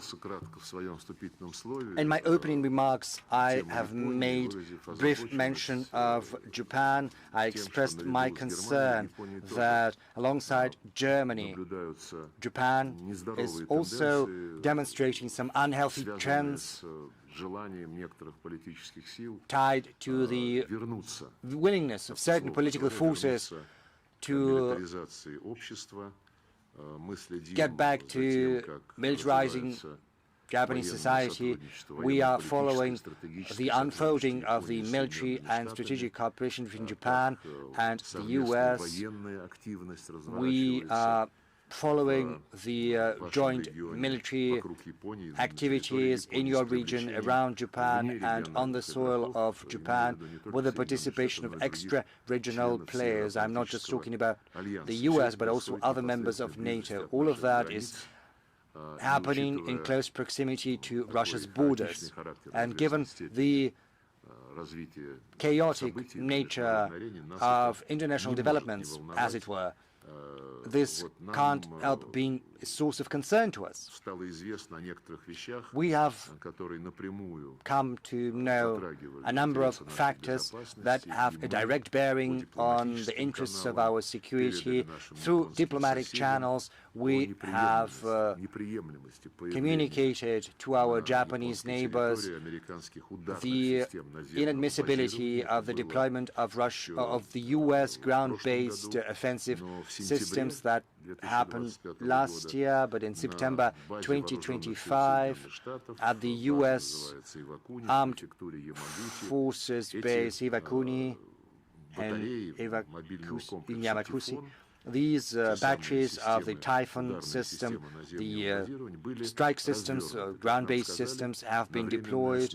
We were told that it was on a temporary basis for some military drills, but according to our information, these offensive systems, the Typhoon systems, which are meant to launch Tomahawk cruise missiles, are still in Japan. So maybe it's not just about military drills, maybe this is more about a permanent presence.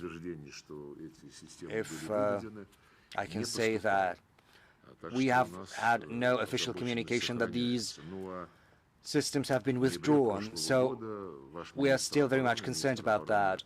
In October last year, your defense minister, Mr. Koizumi, announced the plans for deploying mid-range missiles on the Isle of Yonaguni next to China's Taiwan, which is probably not the most peaceable move. On multiple occasions in our direct contacts with the Japanese neighbors as well as in the public space, we have drawn their attention to the fact that such steps have a negative impact on stability and security in the region. We have called upon our Japanese partners not to follow the path of remilitarization and rather to get back to the position that has been enshrined in your constitution. This principle stipulates that you pursue a defensive policy, an exclusively defensive policy in your constitution. But unfortunately, your administration has been ignoring our calls. We are convinced that this is not a healthy situation. You know, we have had some parliamentary contacts. We have never denied or declined these contacts, and we're hopeful that this will help the Japanese leadership get a better grasp of Russia's legitimate interests. It'll give them a better understanding of the need to remain committed to the principles that have been enshrined in the Japanese constitution as well as in the UN Charter as far as the outcomes of the Second World War are concerned. That said, against this backdrop, Getting back to the question asked by our colleague from Italy, I would like to say that cultural and humanitarian cooperation with Japan, despite most profound differences in geopolitics, is developing in quite a positive fashion. We are not witnessing any attempts to cancel our culture or our art or our performers. Unlike what we are seeing in Italy, no one is trying to create any obstacles in the ways of annual events that take place as part of the Russian culture festival. All these years, this festival has been held, and it has always been a huge success. This year, Tokyo, the Japanese capital, is going to host the 20th such festival. Is going to be an anniversary. On our side, we're not going to prevent any Japanese cultural initiatives in Russia on our side either. We have not covered the Middle East yet, so let's move to the media that represent Greater Middle East. I see Al Jazeera. They've been raising their hand for quite some time. Over to you. Al Arabiya? Yes, they don't want. Yes, they do. Well, honestly, our question was not about the Middle East. We wanted to ask the following. On February the 5th, 2026, the New START treaty expires between Russia and the US. Putin has announced that so as not to provoke a new arms race and to ensure predictability and restraint, after February the 5th, Russia is willing to be committed to the New START limitations for a year, and Donald Trump has announced recently that should the New START expire, the US is gonna enter into a more advantageous treaty with Russia. Can you comment on what this treaty will look like and whether China is going to be part of that treaty? Why are you asking me this question? Because it was the President of the US that has said that. As you have said, we are committed to what President Putin has announced. He said that several months ago, so as not to create a complete vacuum in strategic stability, given the expiration of the New START treaty on February the 5th, 2026. He proposed, given the fact that the treaty had been suspended, he proposed that we should keep engaged, keep committed to the limits, to the ceilings stipulated by the new treaty. President Putin said that we would be willing to abide by those restrictions by another year, provided that the US would reciprocate and would refrain from increasing its arsenals over the limits set in the treaty, so as to get another year to come down from the heated rhetoric engulfing the international politics, so that we could have a chance to charter a course forward in terms of strategic stability. Meanwhile, we see that when President Trump was asked whether he will also observe this, the central limits on New START, just as Russia would, he said, no, the treaty is expiring, let it. Indeed, the US is signaling towards us that some new negotiations on strategic stability should start. They're mentioning China. All that is being done publicly during the conversation with journalists. As for specific contacts on that topic between the specialists of two countries, there are none. Simultaneously, we see the attempts by the United States to maintain their to create domination in certain spheres of strategic stability. I have already mentioned the forward deployment of ground-launched shorter and mid-range missile Typhoon. I have already mentioned it today in Japan. It has appeared in Philippines as well. as well as in Japan. They're planning to station it in Germany as well. I can also say that they're trying to expand the presence of their nuclear armaments in Europe. This has been mentioned publicly. And I can also mention the development of the global ballistic missile shield treaty called the Golden Dome. Let's not forget that the United States are conducting an active policy of weaponization of the outer space, of placing weapons in outer space. At the United Nations, we're trying to mobilize the global community in order to have a resolution on the first non-placement of weapons in outer space. The U.S. are trying to turn down that initiative, and they're asking us to support their initiative of non-placement of nuclear weapons in outer space. We agree to that, but however, the threat to the Earth is being created by the non-nuclear weapons that the U.S. is planning to place in outer space. And we suggest to adopt a resolution about non-placement of all weapons, but they agree only to the nuclear. That means that non-nuclear weapons will be, according to U.S. plans, will be stationed there. There are many issues in that regard. As for the second part of your question, if such negotiations were to start, who would participate? The People's Republic of China has outlined its position very clearly. They've clearly stated that the United States and the Russian Federation, in terms of their nuclear arsenal, in the numbers far beyond their capacities, and the People's Republic of China does not have the same arsenal, so at this stage it does not see the need to participate in such negotiations. We have every respect for that position. However, if we do talk about the need to expand the presence of participants on the strategic stability of nuclear powers at a certain stage, we should not leave the UK and France behind. Together with the United States, their allies, they're tied down by the commitments, by mutual commitments within NATO. Therefore, not to consider their arsenals when we're talking about the threats projected by the nuclear arsenal of the United States is simply impossible.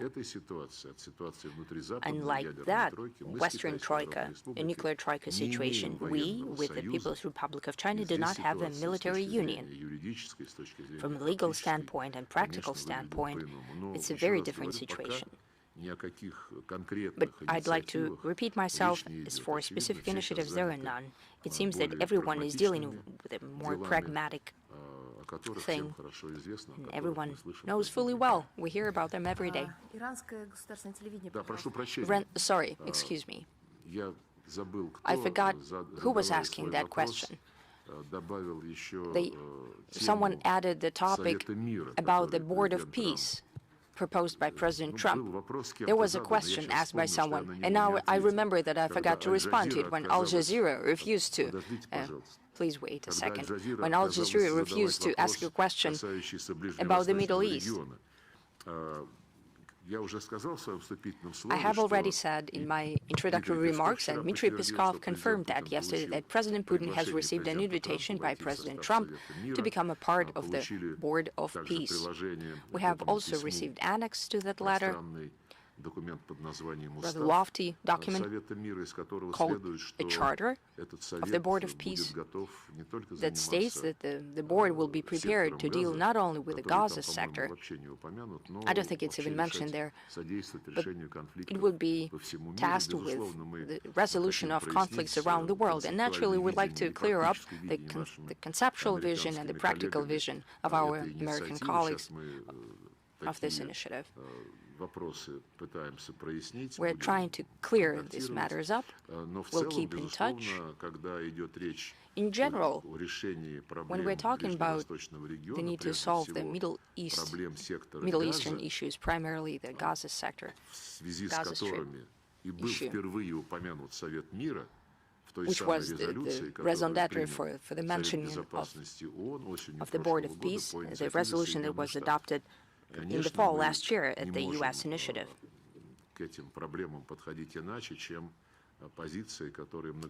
We have the same position as the global community has confirmed multiple times in the UNGA and UNSC resolutions.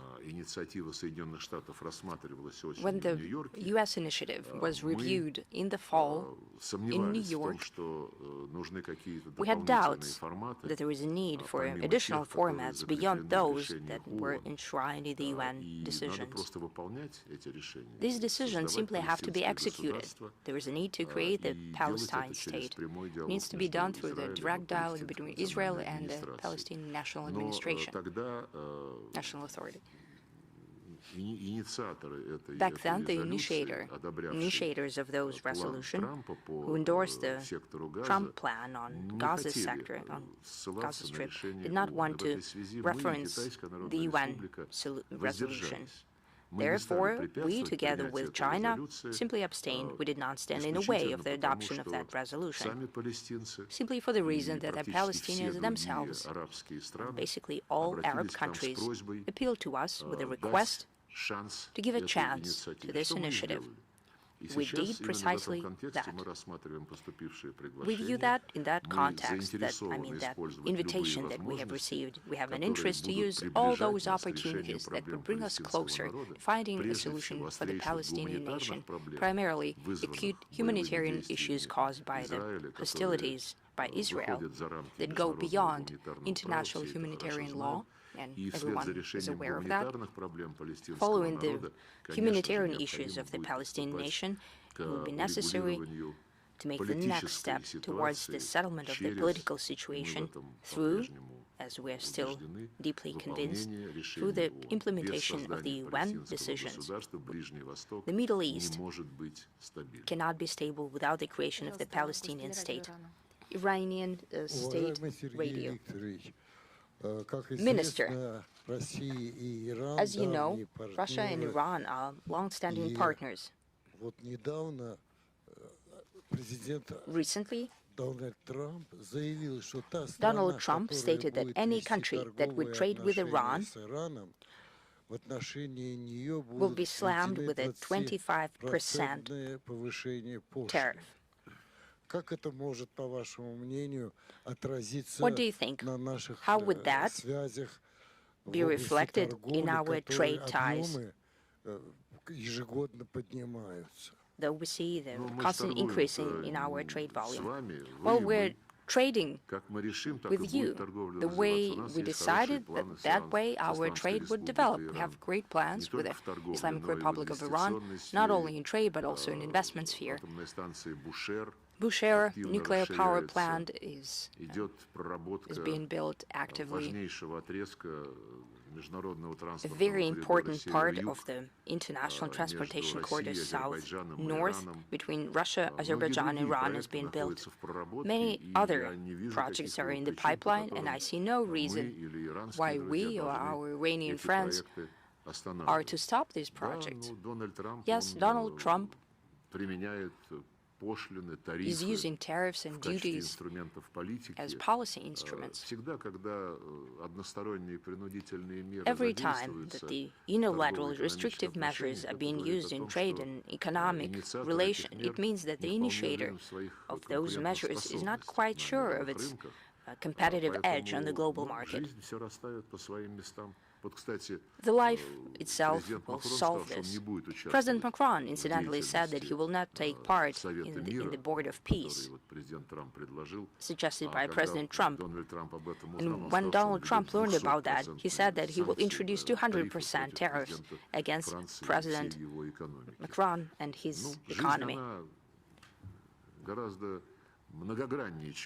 Life is a lot more multifaceted than a certain specific situation.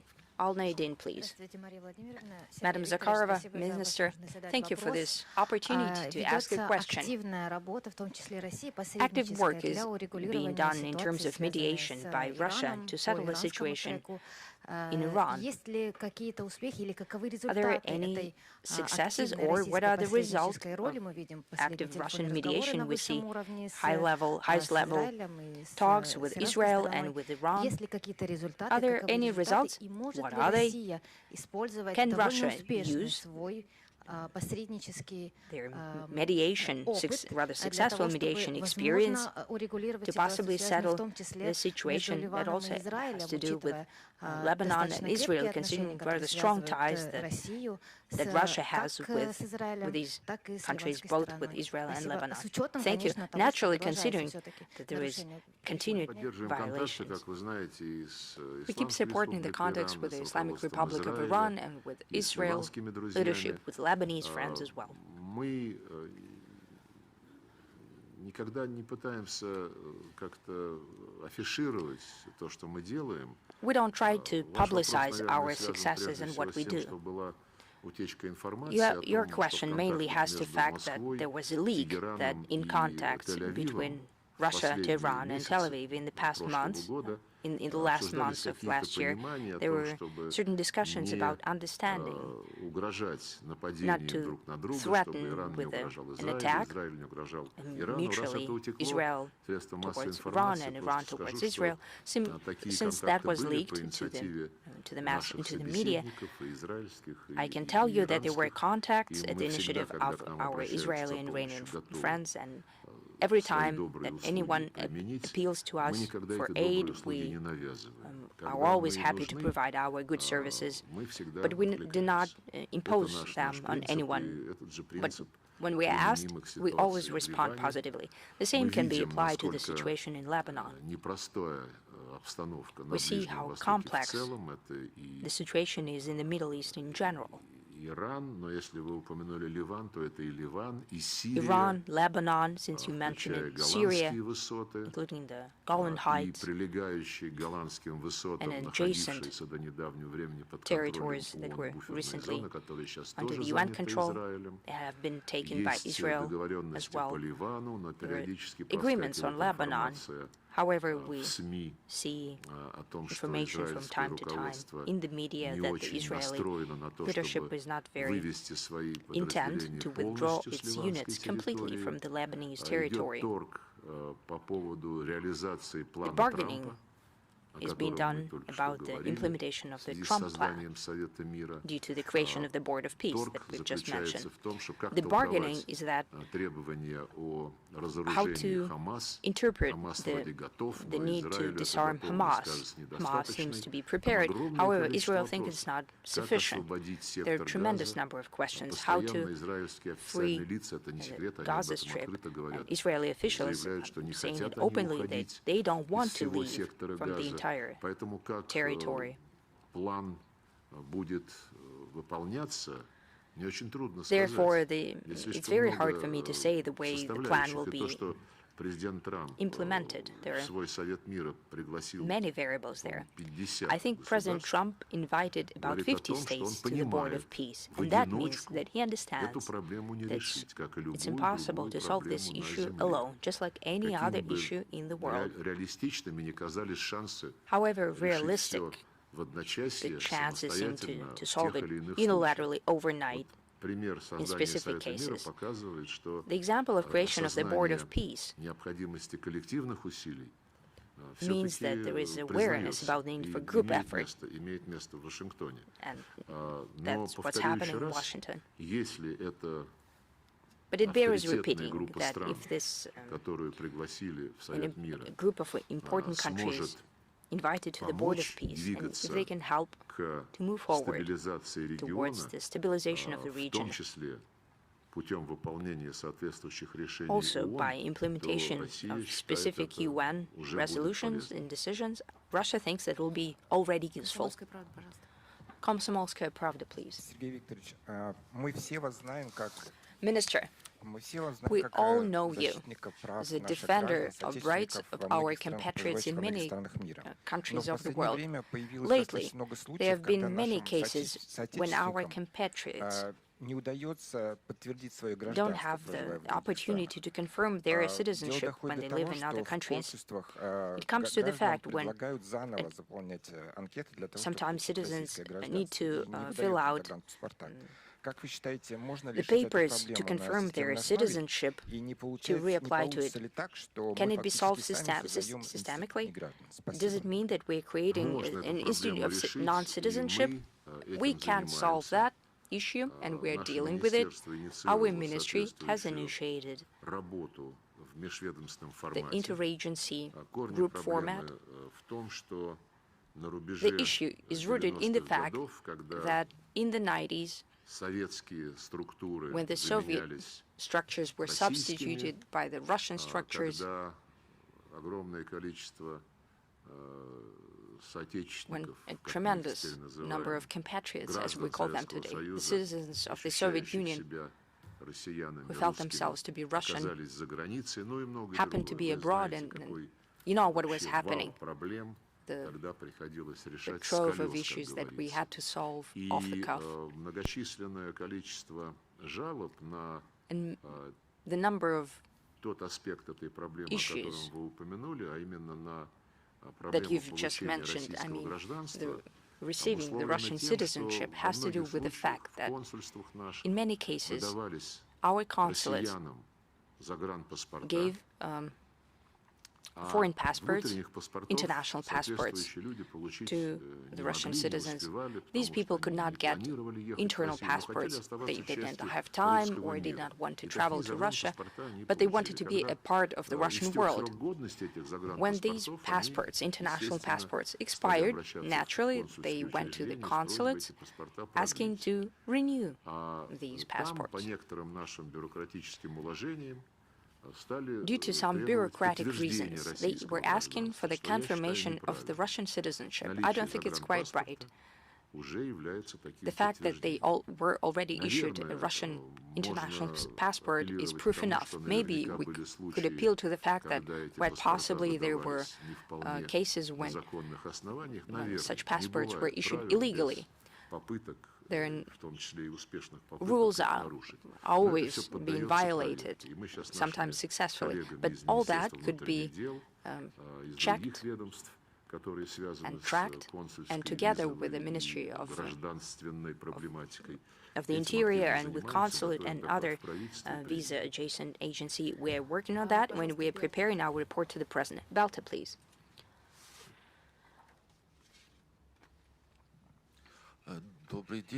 Good afternoon, Minister. I would like to continue on the topic of our restless neighbors of Russia and Belarus. They're saying that they're always afraid of something, or they're pretended they're afraid of something, therefore they make ridiculous, provocative decisions. It's suffice it to remind us of the closing down of the border with Belarus when thousands of Lithuanian trucks could not get back home. Yet another plan by the Lithuanian defense minister.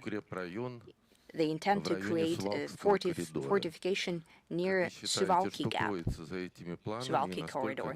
What do you think is behind this logic, and do they threaten the security of the Union state? I'm already tired of keeping track of the statements, let alone comment on the statements of the Baltic politicians.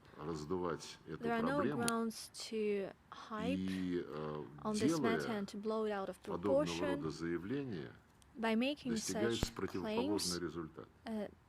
These claims backfire, and a natural feeling is happening in Russia and Belarus that they are up to something. They are up to some kind of a provocation in order to provoke some specific actions on our part, and then to call for the unity of the European Union and the North Atlantic Alliance, and the threats against the Kaliningrad region follows the same path. We would not engage in this exchange of rhetorical threats, but everybody should know that that would be suicidal for those who engage in such kind of provocations. If they're concerned about the Souvlaki corridor, I saw a lot of video footage and photos that a great deal of military resources will be released, will be free in Greenland. A lot has been said about Macron, and it would be wrong not to give the floor to RT France. So, this is RT TV channel. I know that there are French journalists here, but they are not quite active. Okay, then you are next. RT France. Igor Kuroshenko, RT France. Thank you for this opportunity to ask a question. Actually, we have two questions. Last year, there have been first contacts between Russia and the Sahel States Confederation. At the same time, the Foreign Ministry noted multiple attempts by Western countries to destabilize the situation in the region. What does it have to do with that? And what is the plan of Russia? How does it intend to further develop relations with the Sahel states? And the second question, if I may. Last year, we've seen an outburst of conflict in the DRC, and despite the mediation by the United States and the signing of peace agreements in Washington, the conflict hasn't been resolved completely. Why do you think these initiatives not lead to peace? What is the key to resolving this crisis, and is Russia ready, given the relevant request, to provide its mediation? By way of answering to the previous question, I have already said, if we are asked for mediation, we do not deny anyone. We have good relations with Congo and Rwanda, and we want to see the conflict between them end. Although the prospects for the settlement of this conflict is nowhere within sight. You've mentioned the initiative by Donald Trump, and he listed this conflict among the 8 wars that he ended, but he said that recently that this war has been unleashed once again. There are deep-rooted causes and reasons. Without eliminating them, one simply cannot say that an agreement was reached and everything is okay. There is this M23 movement.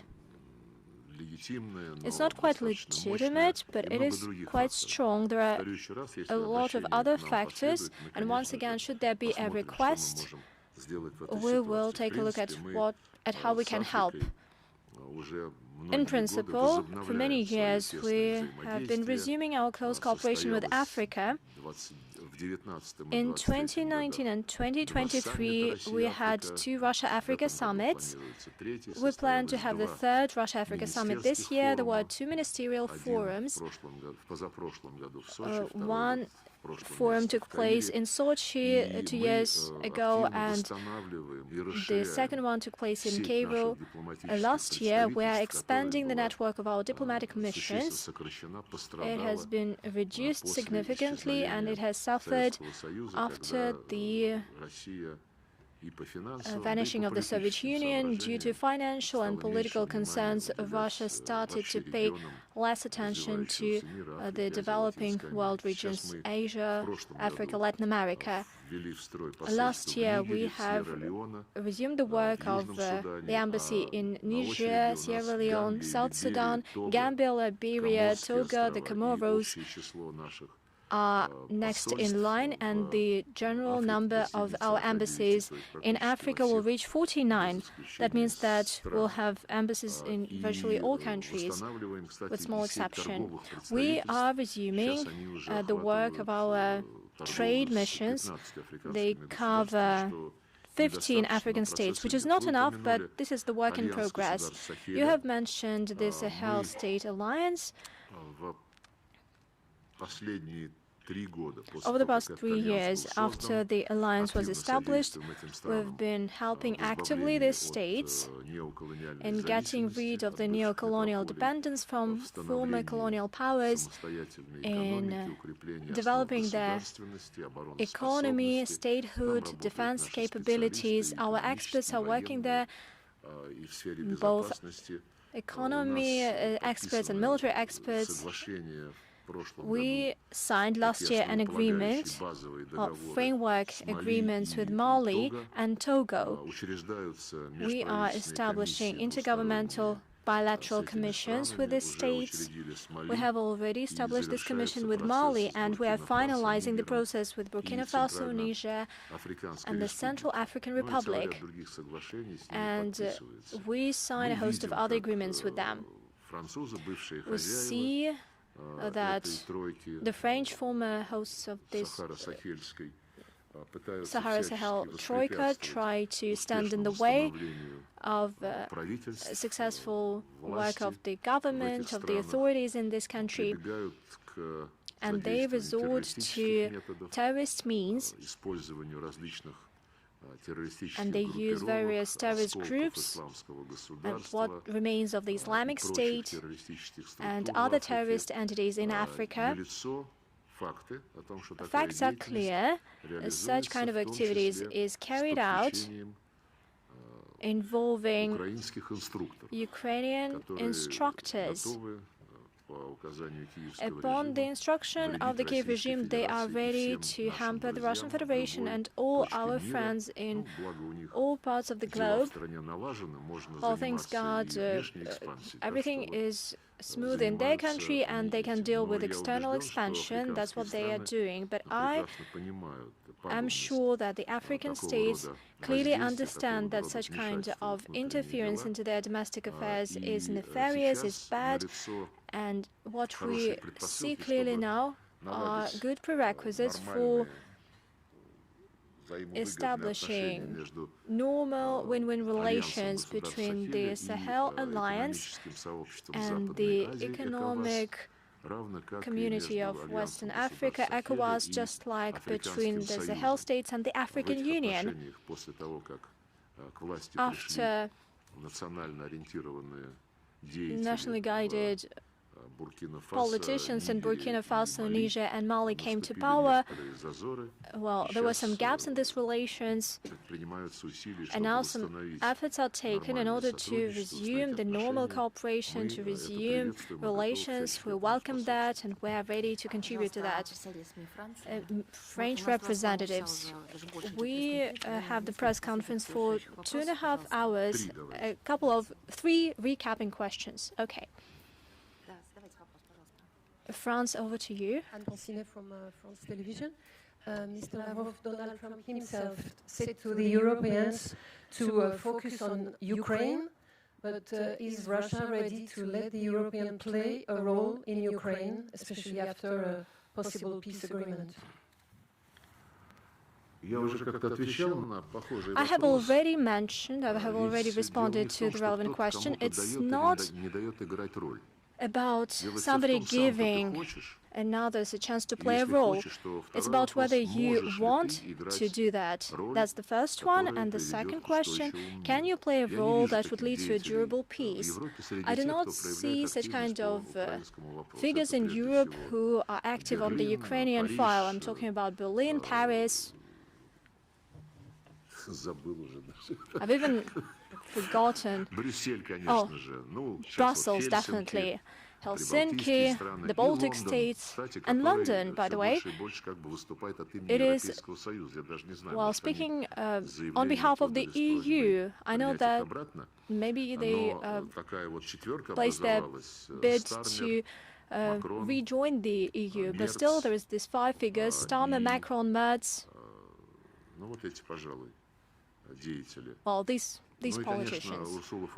And Ursula von der Leyen, naturally, and other leaders in Brussels, I do not see their interest in putting an end to the conflict. Once again, let me reiterate what I've mentioned in this hall some time ago.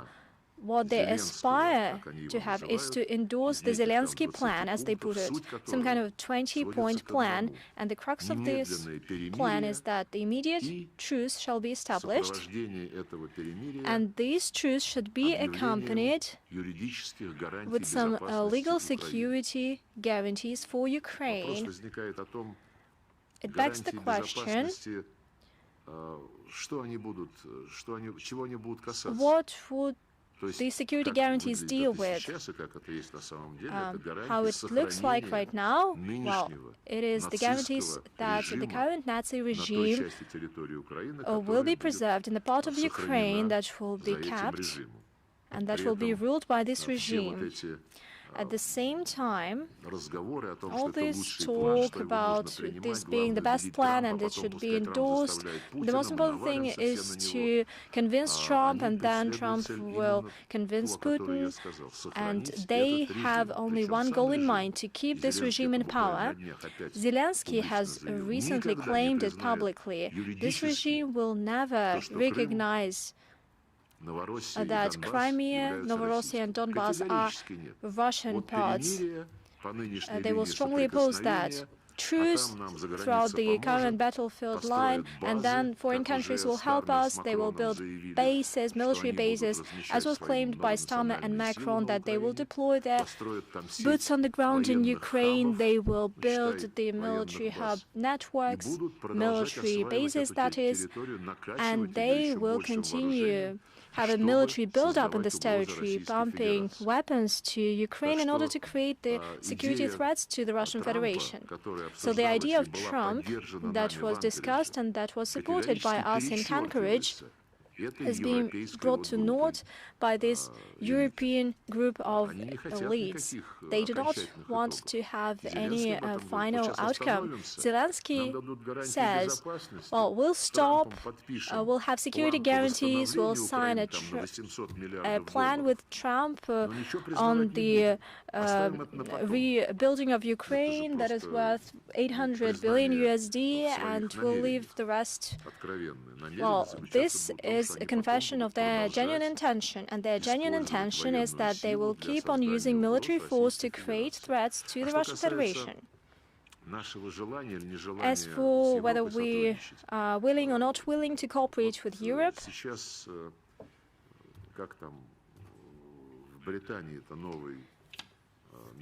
currently there's this new foreign secretary in the UK. They are changing rapidly, and now there is this woman, Cooper. I think her name is Cooper, and she said that London sees the high level of commitment of Ukraine to the peaceful settlement building upon the US plan.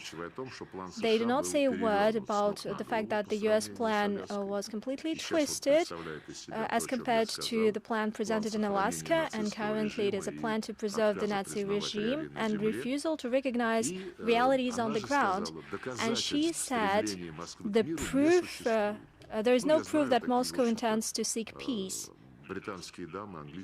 I know that the British ladies claim and make their stance clear without any hesitation, and hence it begs the question whether there is this place for Europe.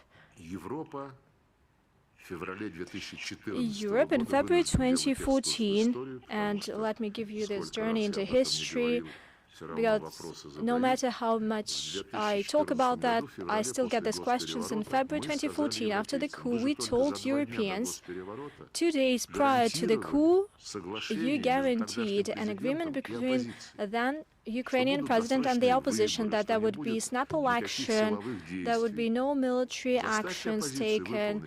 Make the opposition implement these agreements and release the administrative buildings that it occupied. But Berlin, Paris and Warsaw, in a shy way, told us, you know, sometimes democracy takes curious shapes, and that's it.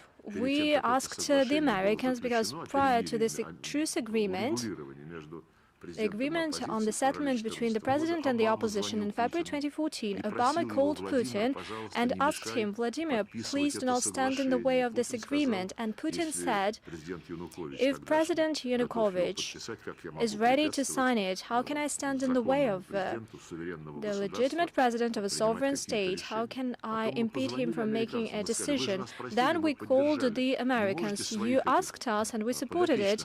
You cannot stop your proteges who you've been funding, and they avoided answering our question altogether. when the putschist group that came to power stated immediately that they would abandon, that they would cancel the status of the Russian language. That was the first official statement. And the second statement is that they would send fighters to storm the Crimean parliament. And after that, Crimeans rose against these authorities, and they said would not want to do anything with you. They had a referendum, and the Donbass referendum took place as well. The Kiev regime sent the combat aviation using artillery in violation of all norms of the humanitarian law against its own population. Remember how they bombed Lugansk, the heart of the city. The administrative buildings were bombed by planes. What did Europe say back in the day? Jan Rasmussen, NATO Secretary General, said, "We urge the new authorities in Kiev to use power proportionately." And before the coup, when Yanukovych refused to use power against those who occupied the central square, the so-called Maidan, NATO demanded the Ukrainian authorities on a daily basis not to use force against civilians, and they were not allowed to use force. And once the people who came to power, who were sponsored by Victoria Nuland, she said $5 billion USD were spent to create this group. This group was called to use force proportionately. So, in the first time, the Europeans just failed in February 2014 when they refused to live up by the commitments. And the second chance was given in February 2015 when, with the participation of France, Germany, Ukraine and Russia, the Minsk agreements were agreed. And France and Germany always stated that this was an agreement between Moscow and Kiev, and Paris and Berlin are guarantors. We went to the Security Council, which endorsed these agreements, and then it turned out former President Hollande and Chancellor Merkel, they recognized 2 years ago that nobody intended to implement these agreements. They simply wanted to buy time to rearm Ukraine. That is exactly that's been publicly stated as an imperative for Ukraine. 2 months truce, and then we'll see. The main point is to keep the regime in power. That's the second chance. The third chance that Europe got after the beginning of the special military operation, or before the beginning of the special military operation, Europe had a chance to support the initiative by President Putin to reach an agreement on the security guarantees between Russia and the North Atlantic Alliance. And our initiative was rejected. They even refused to discuss it. They said, well, it's not our business what we're doing in NATO and who intends to join NATO. After that, the special military operation was launched following the request of Donetsk and Lugansk People's Republic that we recognized as independent. So Europe has failed on its chances even then. In April 2022, upon the Ukrainian proposal, the parameters for settlement were negotiated in Istanbul, and Europe did not stand in the way of Boris Johnson, who banned Zelensky from signing these agreements. That's it. I do not know what Europe is intending to do. Does it intend to have a situation when they can keep on deceiving everyone and keeping up with its anti-Russian agenda? Well, why do we need to do that? The penultimate question, TASS agency, please. Good afternoon, Minister. Madam Zakharova, Ilya Yermakov, TASS News Agency. Today, Russian embassies in countries with unfriendly governments are basically under direct threat. I'm not just talking about the US actions. Consulate generals have been shut down in Poland. There are attacks in Sweden, and there's been talk about seizing land in other countries. What is the toolkit Russia can resort to in order to respond? Will responses always be symmetrical? Well, as far as the decision by the municipality of Copenhagen is concerned, I think this is not a decision or maybe an intention. The announcement we've just heard, they want to seize the land from the embassy of Russia. I think this is somehow, tied to Greenland, because probably they want to use that land to relocate Greenlandic population from there. But basically this is utter rudeness, and we will respond to that with dignity. I don't think that these Danish bureaucrats will be able to create such flagrant precedent, which is going to be impactful on great many other situations. I wanted to say that when responded to one of the previous questions, then I thought better. Right now I'm gonna get back to that thought. I'm gonna quote an important Russian statesman. A long time ago, we could have anticipated that this furious rage, which was getting stronger year in, year out for 30 years, it was inflamed in the West against Russia, it would be unleashed, and right now the moment has come. Basically, enough has been made to Russia to suicide itself, to abandon its very essence, its very core. It's been offered to Russia to recognize that it is just an evil that needs to be rectified. This is Fyodor Tyutchev, a Russian diplomat and a Russian poet, and he wrote that in 1854. That was on the eve of the Crimean War, which was unleashed against, back then, the Russian Empire.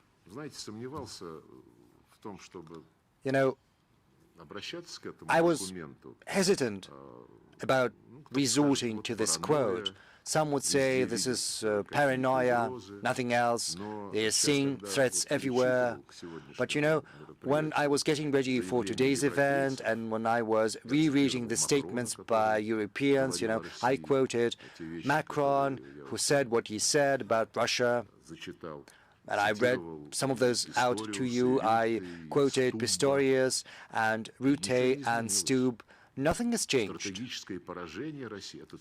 Russia's strategic defeat was the goal, which was the goal back then, starting from Napoleon, and then on through to the Crimean War, and on to the intervention by the foreign powers during the First World War, and then the Second World War. So Europe basically is a source of all evils, main evils of humanity, starting from slavery to colonialism, to 2 world wars that were unleashed with enormous casualties. And Europe very much clings to this mindset, being unable to change it anyhow. So when reading today's politicians, when looking at the intrigues they are weaving in order to preserve the regime that only answers to them, which is a Nazi regime which practices Nazism and the very same things that got Hitler and his followers to the Nuremberg trials. Well, I'm shocked at that, but right now healthy forces have resurged in Europe and their voice can be heard not just in Hungary and Slovakia, but also in the Czech Republic and even in Germany and in France. There are forces that care first and foremost about their own national interests rather than some imperial ambitions that had collapsed a long time ago and will never get back. Madam Zakharova, just a moment, please. Colleagues, the last question. Very much like to see how the last become the first. Ivan Blagoy. Thank you, Minister. My question is also about Europeans that have missed out on a chance. I'm here. Oh, there you are. Recently, our president has spoken about the possibility of getting back to a discussion on global as well as European architecture. So I would like to ask you how such a discussion is even possible with Europeans and under what conditions. The president has spoken on multiple occasions about this subject. He spoke in this very room in June 2024. He articulated our approach towards the Ukrainian settlement, and he did that in great detail yet another time, and he also presented his vision for a Eurasian architecture of security. And we assume that Eurasian security comprehends security across the whole continent, because it is impossible to divide this single geopolitical and geoeconomic space. But until recently, those who had been promoting the concept of Euro-Atlanticism were precisely in this camp. They wanted to build a NATO with an appendix in the form of the EU, and together with the Soviet Union, but that was a different time. They set up the Organization for Security and Cooperation in Europe, and once the USSR was gone, this tool was repurposed with a view to eliminating any traces of Russia's influence across this geopolitical space. And recently, both NATO and the EU and the OSCE have been employed in order to infiltrate into the regions that traditionally have been under our influence. I refer to the Caucasus, Central Asia, the Russian Far East. So, without agreeing to an equal continental architecture, they wanted to manage everything from a Euro-Atlantic center. That was their purpose. And these ideas are very much alive and relevant, at least for them, and they are trying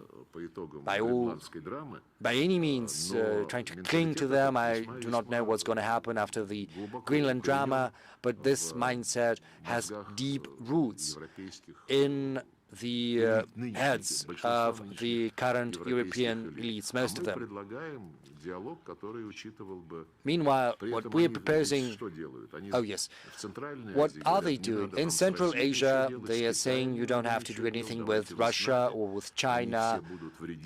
They're gonna sabotage your development, whereas we will help you with development, with democracy, LGBT, and all other stuff like that. They are trying to dissuade them and other countries like Mongolia from cooperating with Russia or with China in the Far East as well. They are trying to build their own rules of the game, in particular through trying to incorporate some elements of Euro-Atlantic structures there. A case in point, South Korea, Japan, the Philippines, they're also trying to sabotage the unity of ASEAN. So, rather than pursuing a continental equal architecture, which is something we're in favor of, an architecture where everyone's interest is going to be well balanced. They want to manage this biggest, richest continent from one Euro-Atlantic center. At least that was that is what their plan was until recently. Right now, the EU and NATO are in a deep crisis. The OSCE is nigh to its last breath. And I think all these attempts are destined to fail. Those who are more far-sighted, more perspicacious, let them join our efforts, ours and Belarusians' efforts, when we're trying to promote our Charter for Eurasian Security. There's the Minsk conference, which right now is attended by a number of European ministers and representatives. This number is only going to grow. Colleagues, this marks the end of our annual press conference. Thank you for participating and all the best. Thank you.